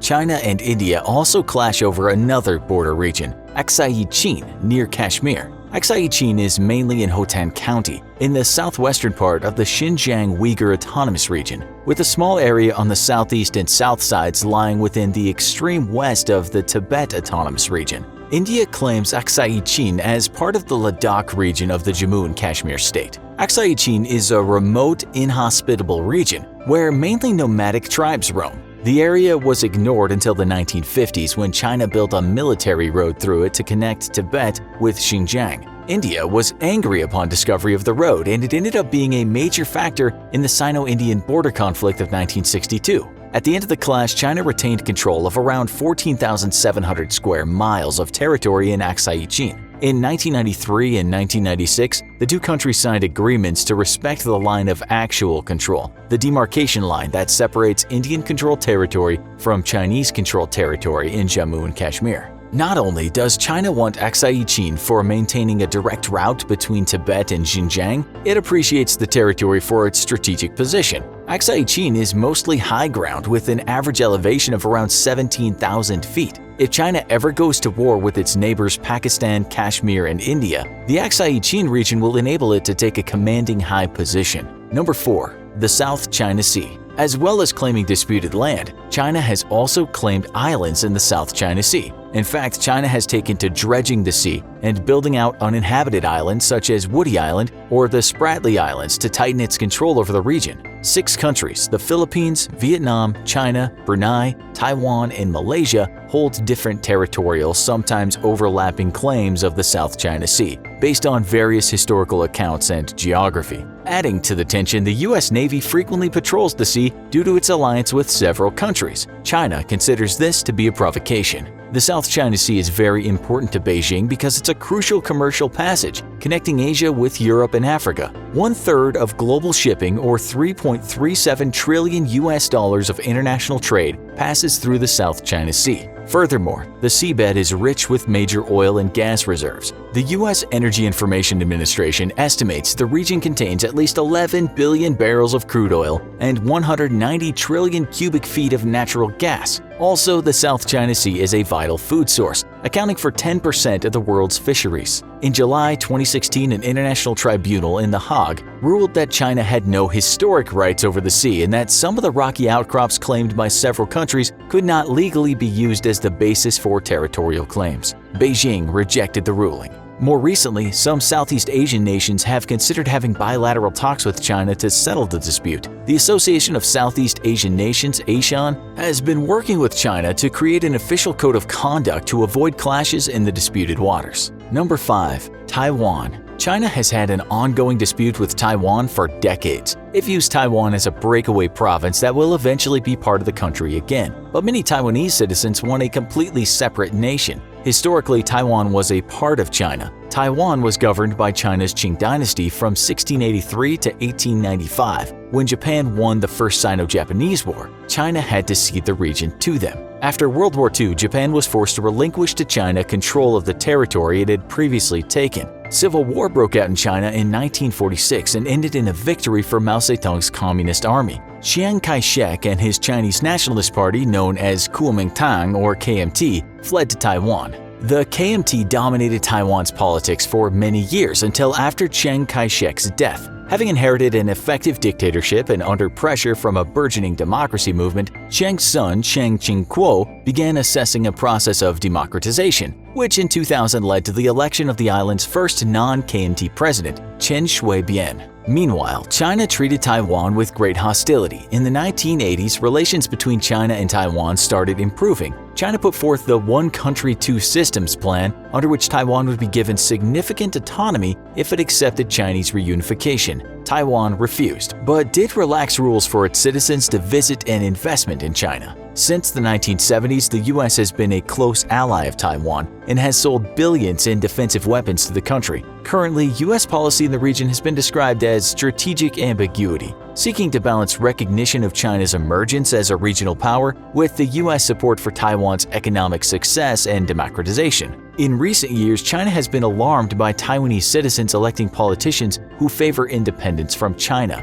Furthermore, the Taiwanese public has staged various protests about Beijing's policies regarding the country. Currently, Taiwan's legal status is unclear, in limbo. The country has its own constitution, democratically elected leaders, and its own armed forces with about 300,000 active troops. China wants Taiwan to return to the fold because of nationalism. Also, Taiwan being a part of China is a strategic defensive move. If Taiwan was to become an independent nation with its close ties to America, the U.S. would likely have a naval port and military base in Taiwan, right on China's doorstep. Number 6. Hong Kong. One final place where China is attempting to expand its power is Hong Kong. At the end of the First Opium War in 1842, part of Hong Kong Island became a British colony. Later, China leased the rest of Hong Kong, the new territories, to the British for 99 years. By the 1950s, Hong Kong had become a busy commercial port and a manufacturing hub. As the end of the 99-year lease approached, Britain and China held talks on the future of Hong Kong. In 1984, a deal was reached that Hong Kong would return to China in 1997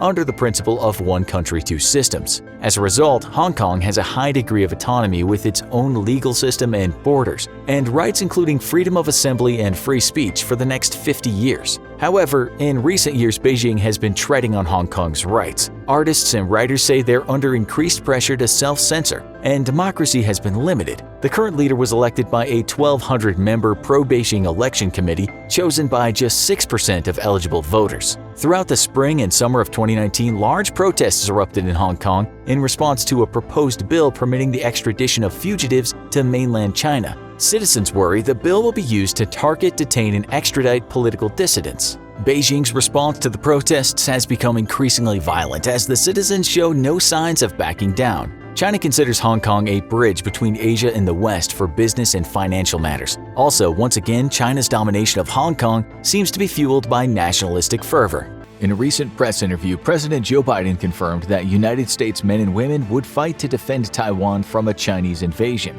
This prompted immediate outrage from China, who claimed the U.S. was violating its own One China policy. In response, President Biden ordered U.S. and Canadian warships to sail through the Taiwan Strait. For decades, the U.S. operated under a strategic ambiguity in regards to Taiwan, never truly committing to its defense, but strongly hinting that it would oppose a Chinese invasion with military force of its own.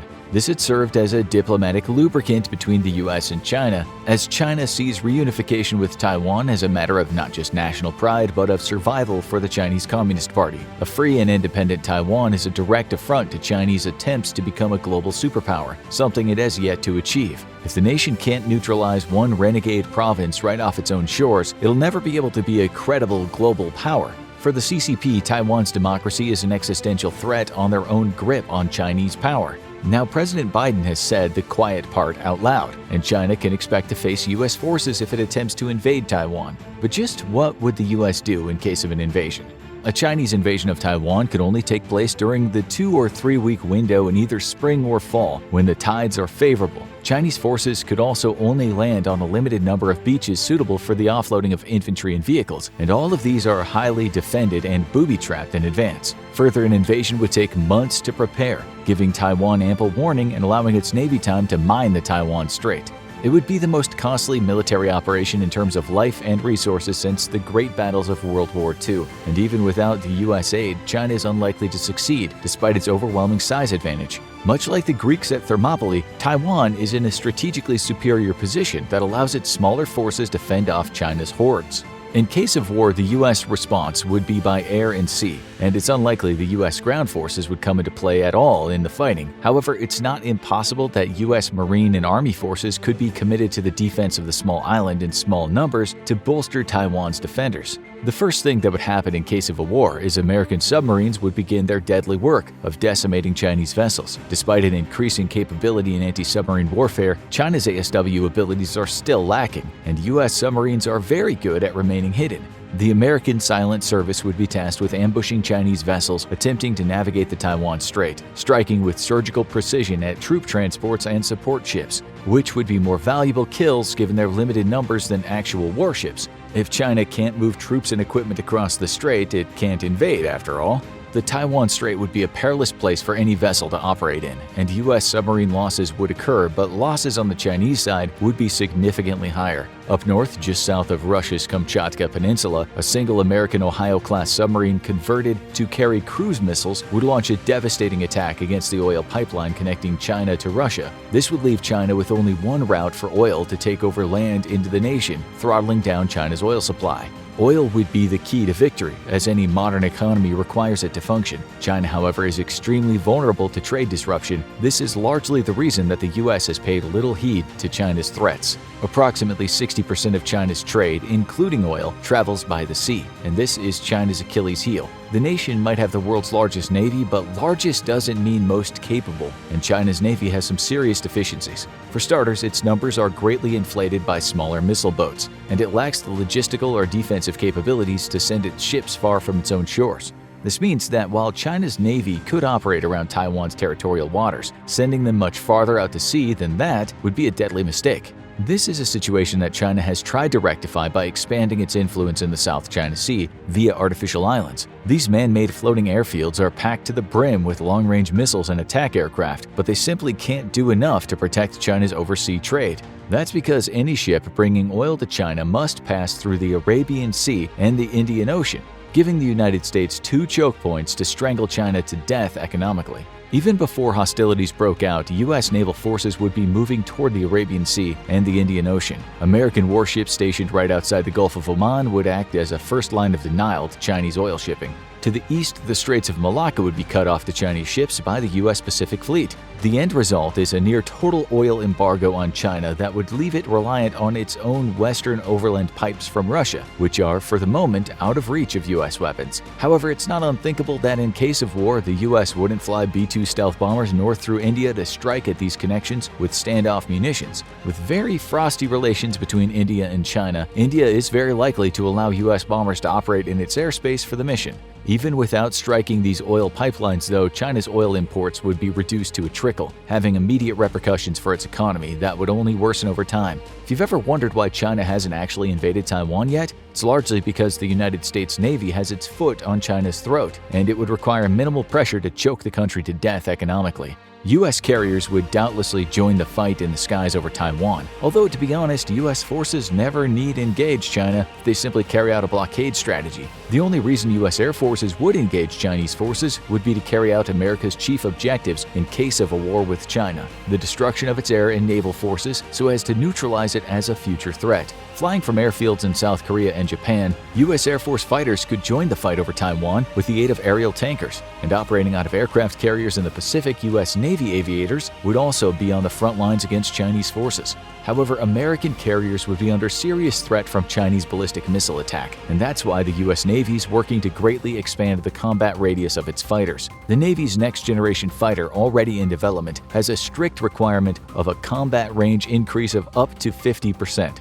Meaning the airframe will have to be significantly larger than the current F-18 Hornet or F-35. However, in the meantime, the Navy is also developing a fleet of drone tanker aircraft that can accompany fighters and top them off right before entering combat ranges. This would help put U.S. ships out of range of most, but not all, of China's long-range missiles. But it's at best a stopgap measure, as missile technology will continue to evolve, giving the weapons longer and longer ranges. Yet the U.S. remains confident it can operate its carriers in the Pacific in case of war. Fleet air defense vessels such as the Aegis cruisers can take on ballistic missiles with their complement of SM-3 missiles, which intercept ballistic missiles outside of Earth's atmosphere.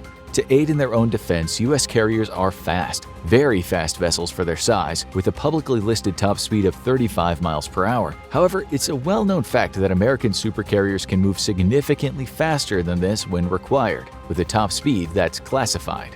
35 miles an hour might not sound like much, but when you're targeting a vessel hundreds of miles from your launch site, this means that by the time your weapon nears the vessel's original coordinates, it's long gone. This is why modern long-range munitions require very robust surveillance, tracking, and targeting capabilities in the form of drones, AWACS aircraft, undersea sensors, and satellites, amongst others. Each of these assets forms one link in a long kill chain where platforms feed targeting data to an incoming missile. While China has made great leaps and bounds in its ability to hit U.S. ships at sea, it remains to be seen if China's kill chains can survive hostile contact with the U.S. forces.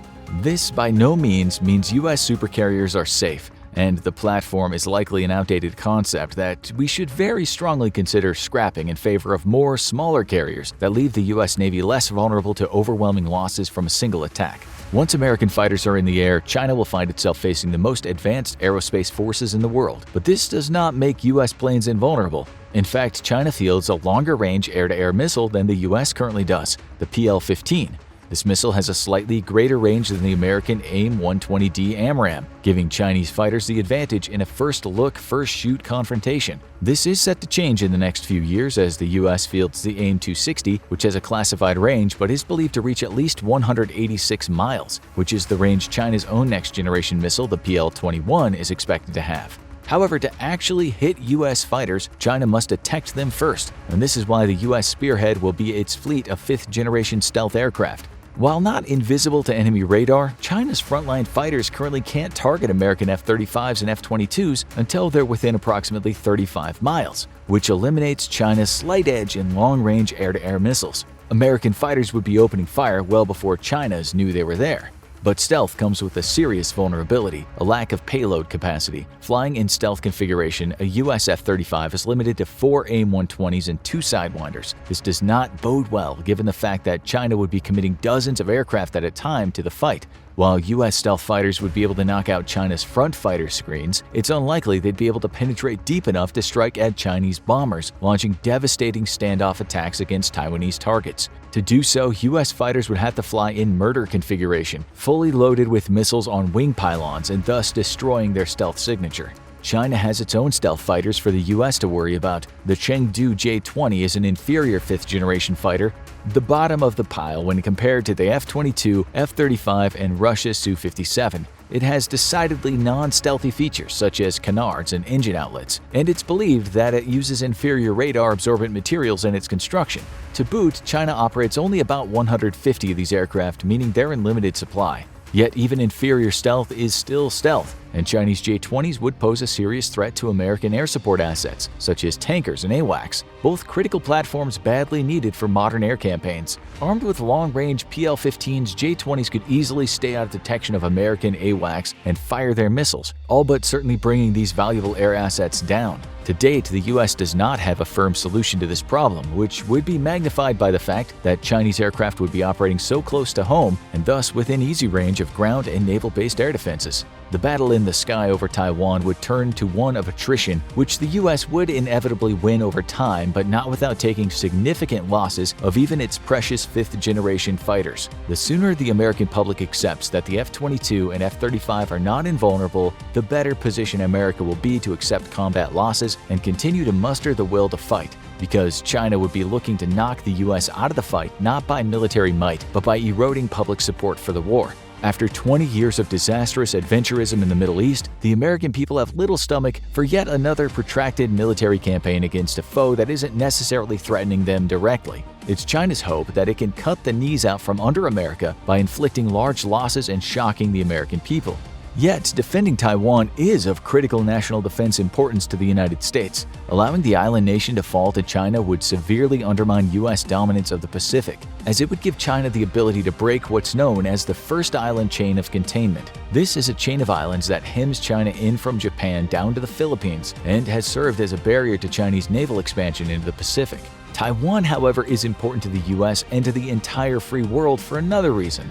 Right now, the island nation supplies much of the world's supply of microchips and other computer components. Allowing this manufacturing capability to fall into the hands of the Chinese means that along with its own production capability, China would become the largest global supplier of these components critical to modern industry and militaries both. The Taiwanese embargo alone was a crippling blow to Russia's ability to manufacture new precision munitions. With China in control of the world's computer component manufacturing, it would effectively give the nation the ability to blackmail any other nation in the world and bully it into doing its bidding. This includes even the US. Do what China wants or else you get cut off from the critical supplies needed to keep your modern economy working. This is a strategic threat so great that even European powers have pledged some amount of support for Taiwan's continued independence. Luckily for Taiwan, though, the world's response to Russia's invasion of Ukraine has put a serious damper on China's ambition to conquer Taiwan. The unprecedented response from the West has shown China the lengths it's willing to go to in order to counter the aggression of authoritarian governments against free nations. Rumors swirl that China was actually planning to take military action this fall, but the Russian invasion of Ukraine completely derailed those plans. The last thing that China wants is to become a second global pariah, especially as its own economy faces some very serious internal disasters in the very near future. The United States, the world's premier military power. China, a rising power that may one day be able to challenge the US's own, but today cannot. What if these two military giants went head-to-head though, and the conflict played out on China's own shores? What if the United States decided it needed to invade China? Could China defend from a US invasion? First though, is conflict between the two even probable? The short answer is yes, and the possibility is frighteningly real and seemingly only growing more realistic by the day. Today, these two great powers find themselves locked in what historians have come to term Thucydides' trap. Thucydides was an ancient Greek historian who commented on the rise of Athens and the fall of Sparta. For a long time, Sparta was the reigning power of the Greek world, until the city-state of Athens began to rival it in terms of economy, wealth, and military power. The end result was an inevitable war between the two city-states and their allies, as one side, Sparta, sought to hold on to its spot as the #1 power, and Athens sought to dislodge it. If you think that's ancient history, then consider that out of 16 instances in just the last 500 years alone of a rising power supplanting a pre-existing power, war broke out 12 out of 16 times. Clearly, the odds are not good that the US and China can avoid war. To make matters worse, the seeds of conflict between the two nations already exist in a variety of potential flashpoints. The biggest of these are Taiwan's continued independence and China's aggressive and illegal expansion into the South Pacific. Eventually, most likely due to the matter of Taiwan, a conflict between the US and China is likely, especially if China wants to prove it really is a great power. As long as the US Navy reigns supreme in the South Pacific, China cannot claim to be a great power and cannot influence its neighbors the way it wishes to. For China, conflict with the US is all but inevitable, not just a matter of national pride, but one of continued political survival for a communist party that finds itself increasingly isolated from the outside world by growing democratic movements along its borders. So what if the worst came to worse? Could the US successfully invade China? The US's greatest asset is the presence of its forces all around the world thanks to defense agreements with partners and allies. This is a mutually beneficial agreement as it provides a boost to the hosting nation's economy and ensures its continued defense in the case of a war. For the US, though, it has the added benefit of allowing it to stage forces all around the world and quickly react to a conflict. American forces, with their wide network of military installations and partnerships with nations all over the globe, allow them a degree of flexibility and mobility that no other nation can even come close to matching. In a war against China, the US would rely on its Pacific bases to prosecute the conflict. Spurred on by China's growing aggressiveness against its neighbors in the South Pacific, President Obama launched a strategy of encirclement, much like that employed so successfully against the Soviet Union during the Cold War. Today, this means that US forces are deployed or can deploy from bases in Japan, the Philippines, Guam, South Korea, Singapore, Australia, and even Thailand. Plotted on a map, this clearly shows how American military power is posed to contain China, no matter in which direction it attempts to move its own military. The reverse is also true. The wide dispersion of US power in the South Pacific allows it to use military force against China from multiple avenues of approach, forcing Chinese defenses to spread out amongst a host of potential threat vectors. However, the primary purpose of US encirclement is not to start hostilities, but rather to respond to them or prevent them altogether. China's chief strategic problem is that it relies on overseas routes for most of its trade, with up to 60% of all Chinese trade passing through the South Pacific. Current US force predisposition has the foot in the US military poised straight on the jugular of Chinese trade, and it would not take much pressure to shut that trade off and send China into an economic collapse. In case of war, this is exactly what would happen. US forces would immediately begin a naval and air blockade of all Chinese trade, boxing in the Chinese Navy all the way from the Malacca Straits to the Sea of Japan. While the Chinese Navy now for the first time in history outnumbers the US's own Navy, it largely lacks a capability to operate far from its own shores and is best suited for coastal defense. This would make it impossible for China to send a naval expeditionary force to the Malacca Straits and secure them for its trade ships. Then there's the added complication of US allies and partners in the area who would indubitably join the US side in the conflict. Chinese ships trying to leave their territorial waters would find themselves threatened on all sides, on top of having to deal with the formidable American Pacific Fleet. At the same time that the US ships are blocking off Chinese trade, though, the People's Liberation Army rocket force would saturate US bases in Guam, South Korea, Japan, and possibly even the Philippines. These attacks would overwhelm American missile defenses and cause considerable damage, requiring weeks of repair to bring them back into operational status. This huge missile volley would greatly delay US offensive operations by both its air and naval fleets, not to mention the preparation of any sort of invasion force. However, it would also greatly anger the nations that host US forces, as missiles like the DF-21 ballistic missile have a margin of error that can be as much as several hundred meters. Missiles would be destroying not just US forces but also Japanese, South Korean, and Filipino military assets and even civilians. This would further cement support for US action against China. The Chinese missile stockpile numbers in the thousands, but it is ultimately finite, and military facilities can always be repaired faster than missile stockpile can be replenished. Not to mention that long before a second volley can be fired, US forces would have moved to heavily damage China's command and control assets. In the opening of the war, American stealth bombers would strike at Chinese long-range surveillance radar, command and control nodes, and precision military systems deep inside the country.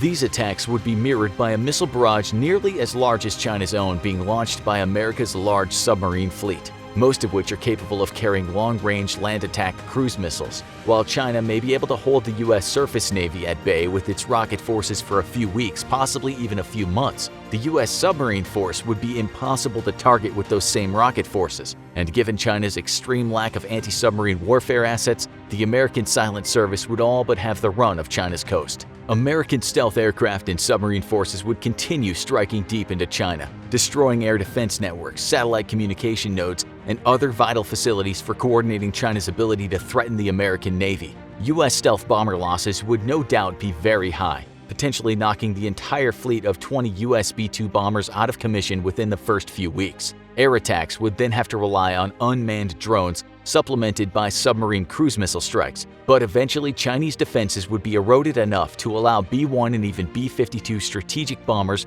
to begin to soften up Chinese coastal defenses. Going any further inland would likely be fatal for B-1 and B-52s, even at this stage of the war, with the Chinese Air Force suppressed but very much still capable. Escorting those non-stealthy bombers, however, would be American F-22 Raptors and F-35s, which would operate from repaired facilities in Japan and South Korea. While the U.S. would suffer losses to both its F-22 and F-35 fleets, the loss ratio would be extremely favorable. After a few weeks of air operations, enough of China's air defenses and most of its formidable fighter aircraft would have been thinned out to allow non-stealthy U.S. Air Force F-15s and Navy F-18s to join the fight, considerably boosting the presence of American combat aircraft. American air forces are not just more capable than China's, but considerably larger as well, with 13,264 total aircraft versus China's 3,210.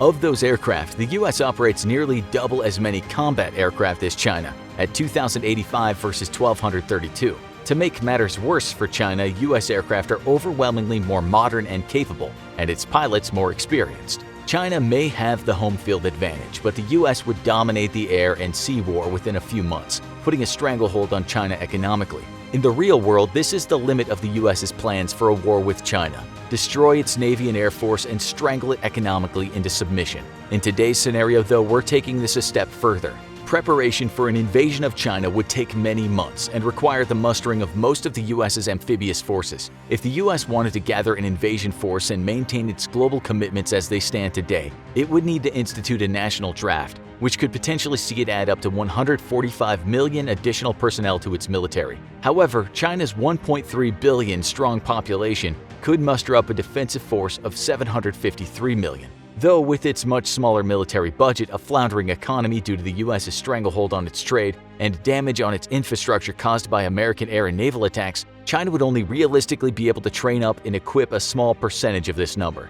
Likewise, the U.S. would only be able to equip a small percentage of its own reservists, leaving the numbers advantage firmly in Chinese hands. The U.S. has always had the capability to move forces around in large numbers relatively fast, but in recent years it's greatly increased its expeditionary capabilities, adding a number of mobile landing platforms, afloat forward staging bases, and amphibious assault ships. Today, the U.S. maintains 3 Marine Expeditionary Forces, its primary force dedicated to kicking down the door on hostile beaches all over the world. Each force can bring to an enemy's shore between 20,000 and 90,000 Marines and sailors. These would quickly be supplemented by U.S. Army Expeditionary Forces, though they would require longer to assemble, prepare, and transport to a hostile Chinese beach. Initially, the American Marines would be forced to hold the beach alone, though they would not be able to land in their full numbers all at the same time.